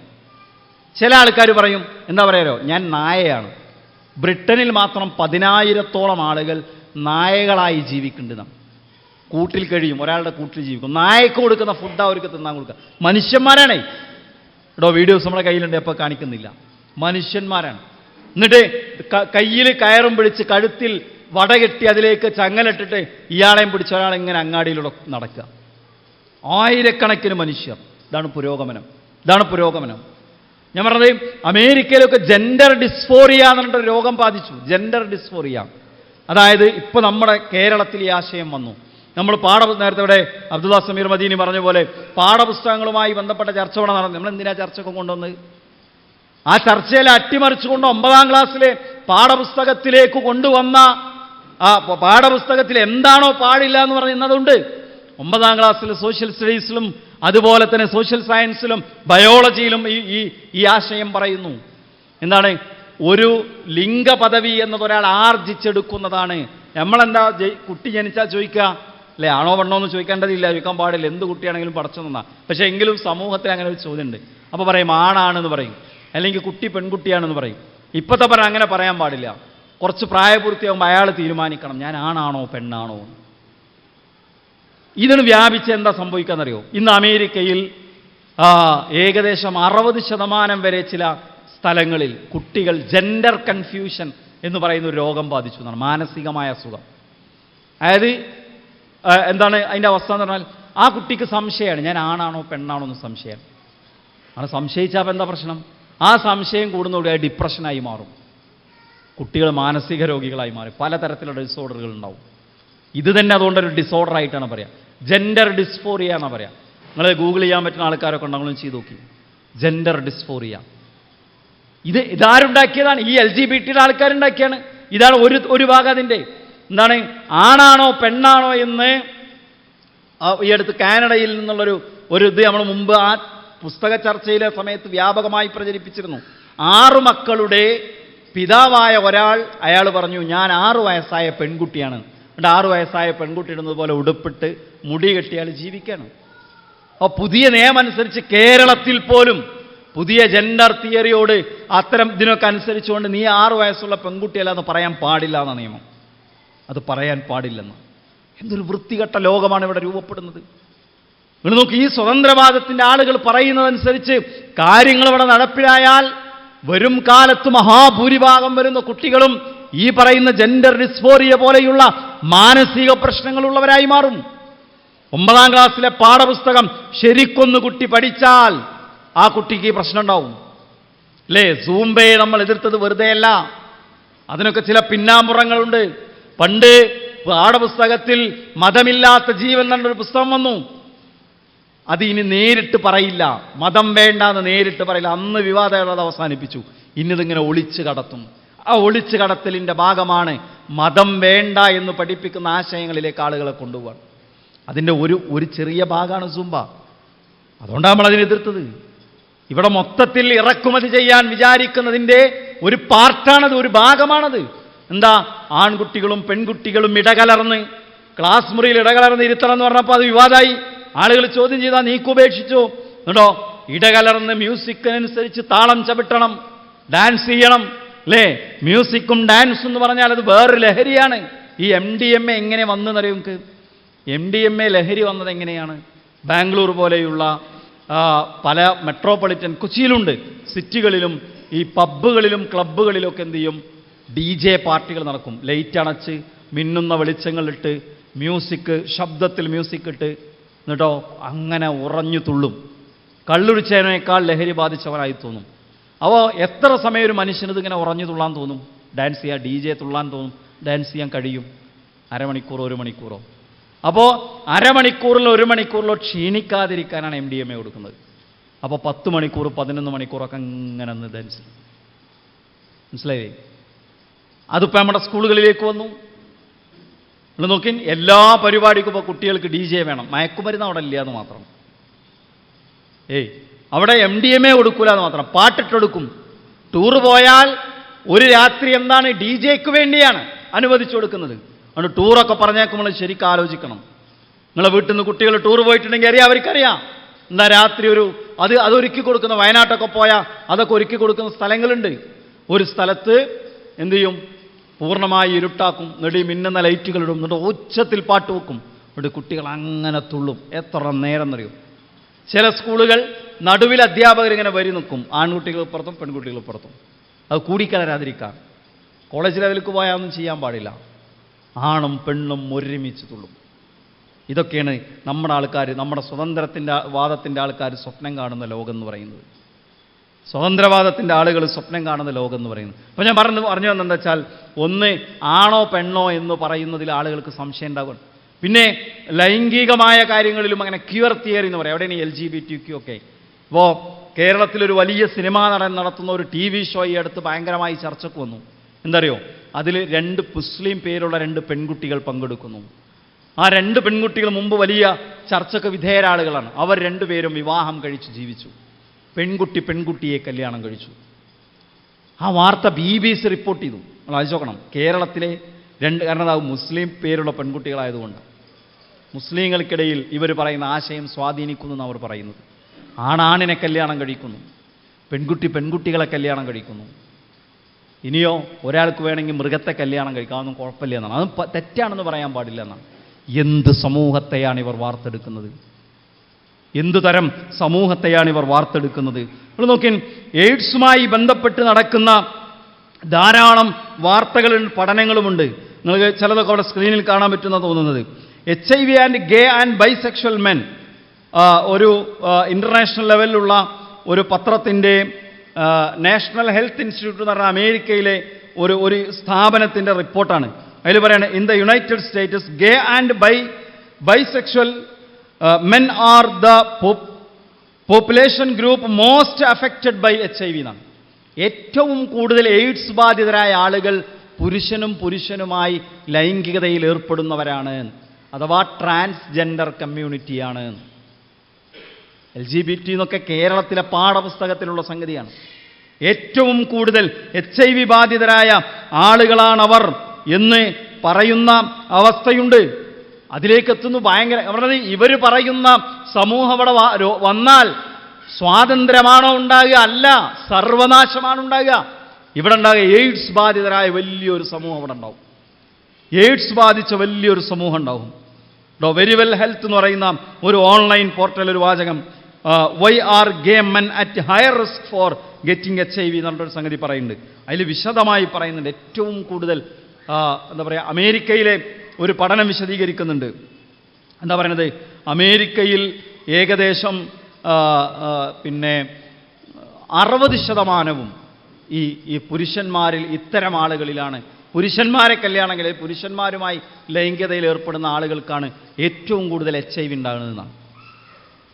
ആ ആശയത്തെ പ്രോത്സാഹിപ്പിക്കാനാണ് ഈ പറയുന്ന TV ഷോയിൽ ആരെ കൊണ്ടുവന്നത്? ഈ 2 പെൺകുട്ടികളെ കൊണ്ടുവന്നത്. ഗവൺമെന്റിന്റെ കരിക്കുലം കമ്മിറ്റിയിൽ ശീതൽ ശ്യാം എന്ന് പറയുന്ന ഒരു ട്രാൻസ്ജെൻഡറിനെ ഉൾപ്പെടുത്തിയത്. ഞാൻ പറഞ്ഞ ഔദ്യോഗികമായ തലത്തിൽ രാജ്യത്തിൻ്റെ, കേരളത്തിൻ്റെ ഭരണ സംവിധാനങ്ങളെയെല്ലാം ഈ ആശയക്കാർ പൂർണ്ണമായും വിഴുങ്ങിക്കഴിഞ്ഞിട്ടുണ്ട്. അതുകൊണ്ട് തന്നെ പാഠപുസ്തകങ്ങളിലൂടെ, വിദ്യാഭ്യാസ മേഖലകളിലൂടെ, ഇവർ നടത്തുന്ന പ്രചാരണങ്ങളിലൂടെ, നമ്മളിലേക്ക് ചാനലുകളിലൂടെ, കേരളത്തിലെ എല്ലാ മലയാള ചാനലുകളും ഇതിനെ സപ്പോർട്ട് ചെയ്യുന്നവരാണ്. ഇതൊക്കെ ഭയങ്കര സ്വാതന്ത്ര്യമാണ് എന്ന് വാദിക്കുന്നവരാണ്. നിങ്ങൾ നോക്കൂ, കേരളത്തിലൊരു വാർത്തകൾ നോക്കൂ. സംസ്ഥാനത്ത് HIV ബാധിതർ കൂടുന്നു. 5290 കോടി, 5290 അല്ല, 1 കോടിയുമല്ല, 5290 കോടി. 1000 കോടിയാണ് എത്രയുണ്ട്? ഗർഭനിരോധന ഉറകൾ ഇവിടെ വിതരണം ചെയ്തു എന്നാണ്. അവിടെ കേരളത്തിൽ പറയണെന്നറിയോ? ഏറ്റവും കൂടുതൽ HIV ഉള്ളത് ആർക്കാണ്? പിന്നെ ഈ എന്താ പറയുക, നേരത്തെ പറഞ്ഞ സ്വവർഗരതിക്കാരായ ആളുകൾക്കാണ്, സ്വവർഗാനുരാഗികൾക്കാണ്. റിപ്പോർട്ടർ TV-യിൽ ഡോക്ടർ അരുൺ കുമാർ ഈ വിഷയം റിപ്പോർട്ട് ചെയ്യുന്ന വാർത്ത എൻ്റെ കയ്യിലുണ്ട്. സ്വർഗാനുരാഗികളായ ആളുകൾക്കാണ് ഏറ്റവും കൂടുതൽ എയ്ഡ്സ് ഉണ്ടാകുന്നത് അല്ലേ? സ്വതന്ത്രവാദം പടർന്നു പന്തലിച്ച് പൂത്തുലഞ്ഞ് കേരളത്തിന്റെ സമൂഹത്തിൽ വ്യാപരിച്ചാൽ എന്ത് സംഭവിക്കും? ഗൊണേറിയ പോലെ, സിഫിലിസ് പോലെ, എയ്ഡ്സ് പോലെ വ്യാപകമായ എയ്ഡ്സ് രോഗികളായ വലിയൊരു സമൂഹം അവിടെ ഉണ്ടാവും അല്ലേ? ഇത് സ്വാതന്ത്ര്യമാണോ നാശമാണോ? സ്വയം തലവെച്ചെടുക്കുക. വലിയ ദുരന്തത്തിന് നമ്മുടെ സമൂഹം സ്വയം തലവെച്ചെടുക്കുക. എൻ്റെ സ്കൂളിൽ ഒരു ദിവസം ഒരാൾ വന്നൊരു എന്താ പറയുക, ഈ ജീവകാരുണ്യ പ്രവർത്തനങ്ങളൊക്കെ നടത്തുന്ന ഒരു പൊതുവായിട്ടുള്ള ചാരിറ്റബിൾ സൊസൈറ്റിയുടെ ആളാണ്. അപ്പോൾ അദ്ദേഹമായിട്ട് ഇങ്ങനെ സംസാരിച്ചപ്പോൾ ഞാൻ അദ്ദേഹത്തോട് ചോദിച്ചു, നിങ്ങൾ ഏത് തരത്തിലുള്ള ജീവകാരുണ്യ പ്രവർത്തനം? അപ്പോൾ അദ്ദേഹം പറഞ്ഞു, പട്ടാമ്പി താലൂക്കിൽ 240-ലധികം എയ്ഡ്സ് രോഗികളുണ്ട്. അവർക്ക് ഞങ്ങൾ ഭക്ഷണം എത്തിച്ചു കൊടുക്കുന്നു, വസ്ത്രം എത്തിച്ചു കൊടുക്കുന്നു, ട്രീറ്റ്മെൻറ്റ്, അവരെ വളരെ പൂർണ്ണമായും സ്വകാര്യമായിട്ട്. അവിടെ അദ്ദേഹത്തിനോട് പറഞ്ഞു അടുത്തുള്ള ഞങ്ങളുടെ നാട്ടിലുള്ള ഒരു സ്കൂളിനെ കുറിച്ച്. ആ സ്കൂളിൽ, ഇത് ഏകദേശം 2016-17 കാലത്താണ് പറയുന്നത്, ആ സ്കൂളിൽ ഒരു കുട്ടി എയ്ഡ്സ് ബാധിതയാണ്. ഞാൻ ഞെട്ടിപ്പോയി. ഞാൻ ആ സ്കൂളും ചോദിച്ചില്ല, പേരും ചോദിച്ചില്ല, നാടും ചോദിച്ചില്ല. എൻ്റെ കയ്യിൽ നിന്നത് പുറത്ത്. ആ കുട്ടികളറിഞ്ഞാൽ ആ സ്കൂളിലെ മൊത്തം കുട്ടികൾ പിരിഞ്ഞു. എങ്ങനെ സംഭവിച്ചു? പറഞ്ഞു, ആ കുട്ടിയുടെ രക്ഷിതാവ് പുറത്ത് ജോലിക്ക് പോയി എയ്ഡ്സ് രോഗിയായി തിരിച്ചു വന്നു. പിന്നെ ഭാര്യ പ്രഗ്നൻ്റ് ആകുമ്പോൾ ഭാര്യയിലേക്ക് എയ്ഡ്സ് രോഗം വന്നു. ഈ കുഞ്ഞ് ജനിക്കുന്നതു തന്നെ എയ്ഡ്സ് രോഗത്തോടു കൂടിയാണ്. ഞാൻ പറഞ്ഞു, നമ്മൾ വിചാരിക്കും എന്താ, ലൈംഗികമായി മറ്റു തെറ്റായ മാർഗങ്ങളിലേക്ക് പോകുമ്പോഴേ എയ്ഡ്സ് വരുള്ളൂ എന്നാണ്. ഇതാണ് വ്യാപിച്ചാലേ ജനിച്ചു വീഴുന്ന 100,000 യാതൊരു തെറ്റും ചെയ്യാത്ത നിഷ്കളങ്കരായ പിഞ്ചുമക്കൾ ലോകത്ത് മരുന്ന് കെട്ടി കണ്ടെത്തിയിട്ടില്ലാത്ത മാറാത്ത രോഗത്തിൻ്റെ ആളുകളായി മാറും. ഇത് ചെറിയ പ്രശ്നമല്ല. നമ്മൾ വിചാരിക്കുമ്പോൾ ഇത് ചെറിയ പ്രശ്നമല്ല. അതുകൊണ്ട് ഇവിടെ സംഭവിക്കാൻ പോകുന്നത്, ഇവരൊക്കെ പറയുന്ന അനുസരിച്ച് ഇതൊക്കെ നടപ്പിലാക്കി അവിടെ സംഭവിക്കുക എന്താണെന്ന് വെച്ചാൽ ഒരു രോഗാതുരമായൊരു സമൂഹം ഉണ്ടാവും. പിന്നെ ഞാൻ കഴിഞ്ഞ നമ്മുടെ തിരുവനന്തപുരം പ്രോഫ് കോണിനെ ഈ ഒരു പോയിന്റ് കൂടെ പറഞ്ഞ് അവസാനിപ്പിക്കാം. തിരുവനന്തപുരം പ്രോഫ് കോണിന് നമ്മുടെ ധനകാര്യമന്ത്രി ശ്രീ KN വേണുഗോപാൽ വന്നിട്ട് പറയണ്ടായി. എന്താ പറഞ്ഞതറിയോ? കേരളം ഡെമോഗ്രാഫിക് പ്രശ്നം, ജനസംഖ്യാ പ്രശ്നം നേരിട്ടുകൊണ്ടിരിക്കുകയാണ്. ഇവിടെ നെഗറ്റീവ് ഗ്രോത്താണ്. ജനസംഖ്യ കേരളത്തിൽ കൂടുന്നില്ല. ഇന്ത്യ 150 കോടിയിലെത്തി. കേരളത്തിൽ ജനസംഖ്യ കുറയാം. ഇതൊരു ഭയങ്കര പ്രശ്നമാണ്. ഒരു കാലത്ത് എന്താണ് മുതിർന്ന ആളുകൾക്ക് എന്നേക്കാൾ അറിയാം അല്ലേ? നമുക്ക് എത്ര കുട്ടികൾ മതി? 2 കുട്ടി മതി എന്ന് പറഞ്ഞിരുന്നൊരു കാലം ഉണ്ടായിരുന്നു. അന്ന് ഈ സംഗതി ഏറ്റവും നന്നായി നടപ്പിലാക്കിയത് ചൈനയാണ്. ചൈന സ്ട്രിക്റ്റായി നടപ്പിലാക്കി. അതൊരു കമ്മ്യൂണിസ്റ്റ് രാജ്യമായതുകൊണ്ട് നടപ്പിലാക്കണം എന്ന് വിചാരിച്ചാണ് നടപ്പിലാക്കും. അടിച്ചമർത്തും. 1 കുട്ടി മതി എന്ന് പറഞ്ഞു. ഇന്ന് ചൈന 2015 അത് തിരുത്തി 2 കുട്ടി വേണമെന്ന് പറഞ്ഞു. 2021 അതും തിരുത്തി 3 കുട്ടി വേണമെന്ന് പറഞ്ഞു. പടച്ചോൻ പറഞ്ഞാൽ എന്താ? ലോകത്ത് ഏതു മനുഷ്യനുണ്ടോ അവൻ്റെ ഭക്ഷണം ഞാനാണ് ഏറ്റെടുത്തിരിക്കുന്നത്. പ്രവാചകൻ പറഞ്ഞു കൂടുതൽ കുട്ടികൾ ഉണ്ടാകട്ടെ എന്നാണ്. ഏറ്റവും നല്ല ഭാര്യ എന്ന് പ്രവാചകൻ പരിചയപ്പെടുത്തിയത് അൽ വദൂദുൽ വലൂദ്, കൂടുതൽ പ്രസവിക്കുന്നവളും കൂടുതൽ സ്നേഹമുള്ളവളും. ഏറ്റവും നല്ല ഭാര്യ അതാണ്. സ്ത്രീകളാണ് പലപ്പോഴും പ്രസവിക്കാൻ മതി എന്ന് പറയാം, നിർത്തുക എന്ന് പറയാം. ചില വല്ലാണ്ട് പുരോഗമിച്ച പുരുഷന്മാരും മതി, നമുക്ക് 2 മതിയായിരുന്നു. ചിലർ പറയില്ല, നമുക്കൊരു മ്യൂച്വൽ അണ്ടർസ്റ്റാൻഡിങ്ങിൽ പോകും. 3ാമത്തെ കുട്ടിയിലേക്ക് എത്തൂല. ഇവിടെ എന്താ പണ്ടായത്? ചൈന 21ൽ 3 എന്ന് പറഞ്ഞാൽ നടക്കണില്ല. കാരണം അവർ 2ഉം 1ഒക്കെ ശീലിച്ചു വന്നുകൊണ്ട് 3ലേക്ക് ആ സമൂഹം എത്തണില്ല. 70 കൊല്ലം കഴിയണം. അപ്പോൾ അവിടെ വയസ്സായ ആൾക്കാർ മാത്രമേ ഉള്ളൂ ചൈനയിൽ. യുവാക്കൾ കുറവാ, ജോലി ചെയ്യാൻ ആളില്ല. ചൈന മാത്രമല്ല, ജപ്പാൻ ആ പ്രശ്നം നേരിടുന്നു. ജപ്പാനിൽ ടോക്കിയോ പ്ലാൻ നടപ്പിലാക്കി. എൻ്റെ വാർത്ത ഇതിലുണ്ട്. Tokyo plan. എന്താ ടോക്കിയോ പ്ലാൻ എന്നറിയോ? ടോക്കിയോ നഗരത്തിൽ ജീവിക്കുന്ന സ്ത്രീകൾ 4 ദിവസമേ ജോലിക്ക് പോകാൻ പറ്റുള്ളൂ. 3 ദിവസം വീട്ടിലിരിക്കണം. എന്തിനാ? അവർ ഗർഭം ധരിച്ച് പ്രസവിച്ച് കുട്ടികളെ നോക്കാൻ. നമ്മൾ പറഞ്ഞിടത്തേക്ക് ലോകം ഇങ്ങനെ തിരിച്ചു വരിക. മനസ്സിലായില്ലേ? ഈ പ്രശ്നം 5 കൊല്ലം കൊണ്ട് കേരളം ഇത് അഡ്രസ്സ് ചെയ്യാൻ തുടങ്ങും. കേരള ഗവൺമെന്റ് സ്ത്രീകളെ നിങ്ങളോട് കൂടുതൽ പ്രസവിക്കിൻ എന്ന് പറയാൻ 5 കൊല്ലത്തിനുള്ളിൽ പറയും. സർക്കുലർ വരും. നിങ്ങൾ നോക്കി, കഴിഞ്ഞ 2 ആഴ്ച മുമ്പ് റഷ്യയിൽ നിന്നൊരു വാർത്ത വന്നു. റഷ്യയിലെ 15ഓളം പ്രവിശ്യകളിൽ എന്താ പറയുന്നറിയോ? 15ഓളം പ്രവിശ്യകളിൽ റഷ്യയിൽ ഒരുപക്ഷെ ന്യൂസ് അത് കാണാൻ പറ്റുമെന്ന് എനിക്ക് തോന്നുന്നത്. എന്താ പറയണത്, ടെലഗ്രാഫ് റിപ്പോർട്ട് ചെയ്യുന്ന ഒരു സംഗതി, Russia is paying school girls to become pregnant as part of new demographic strategy. അവിടെ ജനസംഖ്യാ പ്രശ്നം പരിഹരിക്കാൻ സ്കൂൾ കുട്ടികളോട് ഗർഭം ധരിക്കാൻ പറയണം. അവസ്ഥ നാലിച്ചോക്കും. സ്കൂളിൽ പഠിക്കുന്ന കുട്ടികളോട് പറയാണ്, നിങ്ങൾ ഗർഭം ധരിക്കിൻ, ഇന്ത്യൻ മണി 1 ലക്ഷം വില, 1 ലക്ഷത്തോട് കിടപിടിക്കുന്ന തുക നിങ്ങൾക്ക് സമ്മാനമായിട്ട് തരാം. സ്കൂൾ കുട്ടികളോട് ഗർഭം ധരിക്കാൻ പറയുന്ന ഒരവസ്ഥയിലേക്ക് ഒരു രാജ്യമെത്തിയത് എങ്ങനെയാണ്? സ്പെയിനിൽ, സ്വീഡനിൽ, ബ്രിട്ടനിൽ, ഇവിടെയൊക്കെ 2 കുട്ടികളിൽ അധികം ഉണ്ടായ ചിലയിടത്ത് ഫ്ലാറ്റ് കിട്ടും, ചിലയിടത്ത് മാസം പെൻഷൻ കിട്ടും, അമിതമായ പൈസ കിട്ടും, സ്ത്രീകൾക്ക് ഇഷ്ടംപോലെ ലീവ് കിട്ടും. ലോകം പകച്ചു നിൽക്കുകയാണ് ജനസംഖ്യാ പ്രശ്നം കൊണ്ട്. ഇന്ത്യയിൽ അത് ആദ്യം ബാധിക്കുക കേരളത്തിലായിരിക്കും.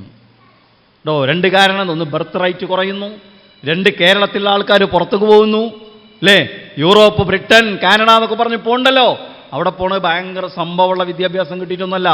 അവിടെ കിട്ടുന്ന വിദ്യാഭ്യാസം പലതും, എല്ലാവരുടെയും കാര്യത്തിലല്ല, ഭൂരിഭാഗവും ഇവിടെ കിട്ടുന്നതിനേക്കാൾ വലിയ സംഭവമാണ്. പിന്നെ അവിടെ പോയാൽ ഇവിടുത്തെ കെട്ടുപാടുകളൊന്നുമില്ല, സ്വാതന്ത്ര്യം ഉണ്ടാവും. അതുകൊണ്ട് എല്ലാവരും കൊണ്ട് പോവുകയാണ്, നേരത്തെ പറഞ്ഞ ജീവിതം നയിക്കാൻ.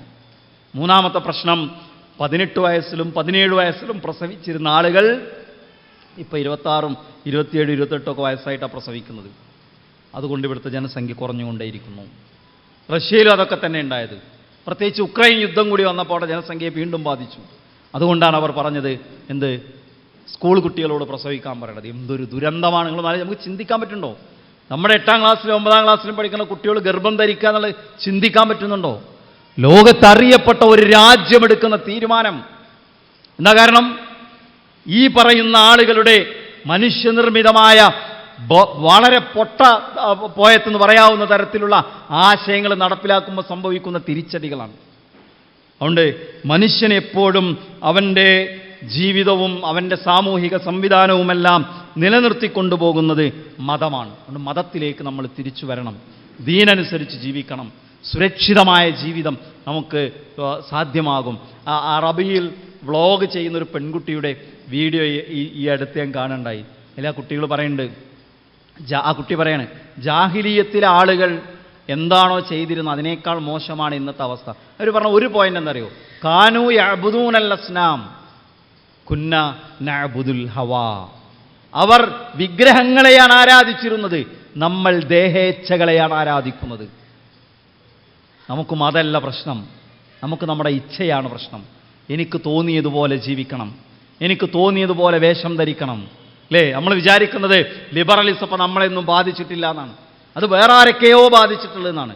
ഞാൻ എപ്പോഴും ഉദാഹരണം പറയാറുള്ളത്, ഒരു കല്യാണ വേദിയിൽ പോയാൽ കാണാം ലിബറലിസം നമ്മളെ എത്ര ബാധിച്ചിട്ടുണ്ട്, അല്ലേ? പണ്ട് ഇതുപോലൊരു മറ ആണിനും പെണ്ണിനുമിടയിൽ ഓഡിറ്റോറിയങ്ങളിൽ ഉണ്ടായിരുന്നു. ഇപ്പം കാണാണ്ടോ? ഇല്ല, നമ്മൾ പുരോഗമിച്ചു. അപ്പം ആണിനും പെണ്ണിനുള്ള മറ ഒഴിവാക്കി. ഇതാണ് നമ്മളെ ബാധിക്കുന്ന ലിബറലിസം. ഭക്ഷണം കഴിക്കുന്നിടത്ത് ഇങ്ങനെ റൗണ്ടിലിടും, ഇവിടെ ഞാനിരിക്കും, ഇവിടെ ഏതോ ഒരു പെണ്ണ് വന്നിരിക്കും. മഹറമല്ലാത്തവർ മിംഗ്ലിംഗ്, ഇഖ്തിലാത്ത്, എല്ലാ സീമകളും ലംഘിച്ചു. ഇതൊന്നും ഭയങ്കര പുരോഗമനല്ല. ഞാൻ പറഞ്ഞു, സ്വന്തം വീട്ടിൽ കല്യാണം നടത്തുമ്പോൾ ദീനനുസരിച്ച് നടത്താൻ പറ്റണം. അവിടെയാണ് നമ്മൾ നേരത്തെ അവിടെ സൂചിപ്പിച്ചിരുന്ന പോലെ അഭിമാനമുള്ള മുസ്ലിമാകുന്നത്, അല്ലേ? ഹിജാബ് ധരിച്ച് പെൺകുട്ടികൾ ഞാനൊരു ഹിജാബിയാണെന്ന് അഭിമാനത്തോടു കൂടി പറയുന്ന കുട്ടികളെ ലോകത്ത് നമുക്ക് കാണാൻ പറ്റും. നമ്മളോ സ്കൂളുകളിൽ പോയാൽ പണ്ടൊക്കെ പെൺകുട്ടികൾ മഫ്ത കുത്തിയിരുന്നു, മഫ്ത ഒഴിവാക്കി ഷോളാക്കി, അല്ലേ? ചുണ്ടിൽ ചായം തേക്കുന്ന പെൺകുട്ടികളെ നമ്മൾ കണ്ടിരുന്നോ? കോസ്മെറ്റിക്സ് മനുഷ്യനെ എങ്ങനെ ബാധിക്കുന്നു, ഭയങ്കര പഠനങ്ങൾ നടന്നിട്ടുണ്ട്. മുസ്ലിങ്ങൾ നടത്തിയ പഠനമല്ല. കോട്ടക്കൽ മിംസ് ഹോസ്പിറ്റലിൽ നെഫ്രോളജിസ്റ്റ് 6 പെൺകുട്ടികളെ കുറിച്ച് പറഞ്ഞവർ കിഡ്നി പേഷ്യന്റുമാരായി മാറി. കിഡ്നിക്ക് തകരാറ് സംഭവിച്ചു രോഗികളായി ഡയാലിസിസിലേക്ക് പോയി. എന്തുകൊണ്ടാണ് ചെറുപ്പക്കാരായ 6 പെൺകുട്ടികൾ ഡയാലിസിസിലേക്ക് പോയത്? അവർ തേച്ച ചുണ്ടിൽ തേച്ച ചായം, അവർ മുഖത്ത് ഇട്ട ഉപയോഗിച്ച കോസ്മെറ്റിക്സ്, അതിൻ്റെ വളരെ ചെറിയ മോളിക്യൂൾസ് അവരുടെ ശരീരത്തെ രാസവസ്തുക്കൾ ബാധിച്ചു. അവർക്ക് ആരോഗ്യ പ്രശ്നങ്ങളുണ്ടായി. നമ്മൾ ആരോഗ്യ പ്രശ്നം നോക്കിയിട്ടല്ല. കല്യാണത്തിനെന്ന് പോയാൽ 2 വയസ്സായ പെൺകുട്ടി മുതൽ 80 വയസ്സായ വല്യമ്മ വരെ മുഖത്ത് ചായം തേച്ച് അന്നത്തെ ളുഹർ നിസ്കരിക്കൂല, അന്നത്തെ അസ്ർ നിസ്കരിക്കൂല, മുഖം കഴുകിയാൽ 5000 റുപ്യ എടുത്തു കൊടുത്ത് ചെയ്ത ബ്യൂട്ടീഷ്യനെ കൊണ്ട് ചെയ്യിപ്പിച്ച ഇത് കളഞ്ഞ് നഷ്ടപ്പെട്ടു പോവും. എന്നിട്ടോ സ്റ്റേജിൽ മ്യൂസിക്കാണ്, പാട്ടാണ്. എന്നിട്ട് ഈ വല്യമ്മയും കുട്ടിയും ഈ വാപ്പിയും ഇങ്ങനെ ഡാൻസ് ചെയ്യും. നമ്മൾ നലച്ചോക്കി നമ്മളെ ബാധിക്കുന്ന ലിബറലിസം ഇതാണ്. ദീൻ എവിടെയാണോ അവിടെ നിൽക്കാൻ നമുക്ക് പറ്റണം. നമ്മുടെ ഇച്ഛക്കനുസരിച്ചല്ല നമ്മൾ ജീവിക്കേണ്ടത്, മതത്തിൻ്റെ നിയമങ്ങൾക്കനുസരിച്ചാണ്. അല്ലേ? നമ്മളെ ബാധിക്കുന്ന ലിബറലിസമാണ്. ഫേസ്ബുക്ക് തുറന്നാൽ ഭാര്യയുടെ കൂടെയുള്ള ഫോട്ടോ ആണ്, മകളുടെ കൂടെയുള്ള ഫോട്ടോ ആണ്. നമ്മുടെ നാണമില്ലാത്തൊരു സമൂഹമായി നമ്മൾ മാറുകയാണ്. സ്വന്തം ഭാര്യയെ, അത് വിവാഹത്തിൻ്റെ ഫോട്ടോ, ടൂറിൻ്റെ ഫോട്ടോ, പ്രത്യേകിച്ച് ഒന്നുമില്ലെങ്കിൽ വിവാഹ വാർഷികം എന്ന് പറഞ്ഞ് വീട്ടിൽ എന്തെങ്കിലും ഒരു ഫംഗ്ഷൻ ഉണ്ടായ, പെരുന്നാൾ പോയി, പെരുന്നാൾ നിസ്കാരം കഴിഞ്ഞ് അവിടുന്ന് ഉസ്താദിൻ്റെ നല്ല ഉപദേശമൊക്കെ കേട്ട് വീട്ടിലെത്തിയാൽ പിന്നെ ഭാര്യയുടെ ഫോട്ടോ. ഈ ഫോട്ടോ വെച്ച് എന്തൊക്കെ ഉണ്ടാകും അല്ലേ? ഡീപ് ഫേക്ക് എന്ന് പറഞ്ഞൊരു സംഗതി കേരളത്തിൽ അറിയപ്പെട്ട ഒരു മാധ്യമ പ്രവർത്തകതയുടെ നഗ്ന ചിത്രമാണ് സോഷ്യൽ മീഡിയയിൽ കയറ്റിവിട്ടത്. രാഷ്ട്രീയ നേതാക്കന്മാരായ ഭരണാധികാരികളായ ലോകത്താകമാനമുള്ള പ്രഗത്ഭരായ വ്യക്തിത്വങ്ങളുടെ നഗ്ന ചിത്രം AI ടൂളുകൾ ഉപയോഗിച്ചുകൊണ്ട് എങ്ങനെ സാധിച്ചു? അവരുടെ മുഖം അവർക്ക് സോഷ്യൽ മീഡിയയിൽ നിന്ന് കിട്ടി. ബാക്കി അവരുണ്ടാക്കി. അത് കഴിയും. ഇവിടെ നമ്മൾ നാണല്ലാണ്ട് നമ്മളെ ഭാര്യനെയും മക്കളെയും ഈ കഴുകന്മാർക്ക് കൊത്തിവലിക്കാൻ ഇട്ടുകൊടുക്കുകയാണ്. അല്ലേ? കുറേ പാണ്ടിക്കാട് കുഞ്ഞാന്മാർ ഇവിടെ ഉണ്ടാകുകയാണ് ഇപ്പോൾ. അത് നല്ല മതരംഗത്തുള്ള ആളുകൾ വരെ അത് ചെയ്യുന്നുണ്ട്. നമ്മളെയും ഇത് പതുക്കെ ബാധിക്കുകയാണ്. അല്ലേ? പണ്ടൊക്കെ എന്താ പറയുക, ചാനൽ കട്ട് ചെയ്യും. മുജാഹിദായ ചെയ്യുന്നതെന്നറിയോ? TV കേബിളാണ് കട്ട് ചെയ്യുക ആദ്യം. മുജാഹിദായ കൊണ്ട് കേബിൾ കട്ട് ചെയ്തു, TV ഒക്കെ ഒഴിവാക്കി. ഉള്ള TV സെലഫി സെൻ്ററിൽ പ്രസംഗം പ്രദർശിപ്പിക്കാൻ കൊടുത്തു. ഇപ്പോഴോ ഇനി TV വേണ്ടല്ലോ, പലരും സ്മാർട്ട് TV വെച്ചു, പലരും ഫോണാണ്, റീലുകൾ ഇങ്ങനെ കാണാണ്. മ്യൂസിക് ഹറാമാണെന്ന് ശക്തമായി വാദിക്കും. ഒരു സ്വന്തം ഫോണിൽ മ്യൂസിക് ഇങ്ങനെ കേൾക്കും. അത് ചിലപ്പോൾ 30 സെക്കൻഡ് ആവും, 1 മിനിറ്റ് ആവും. നമ്മൾ വരച്ച വരയിൽ നിൽക്കാൻ നമുക്ക് കഴിയണം.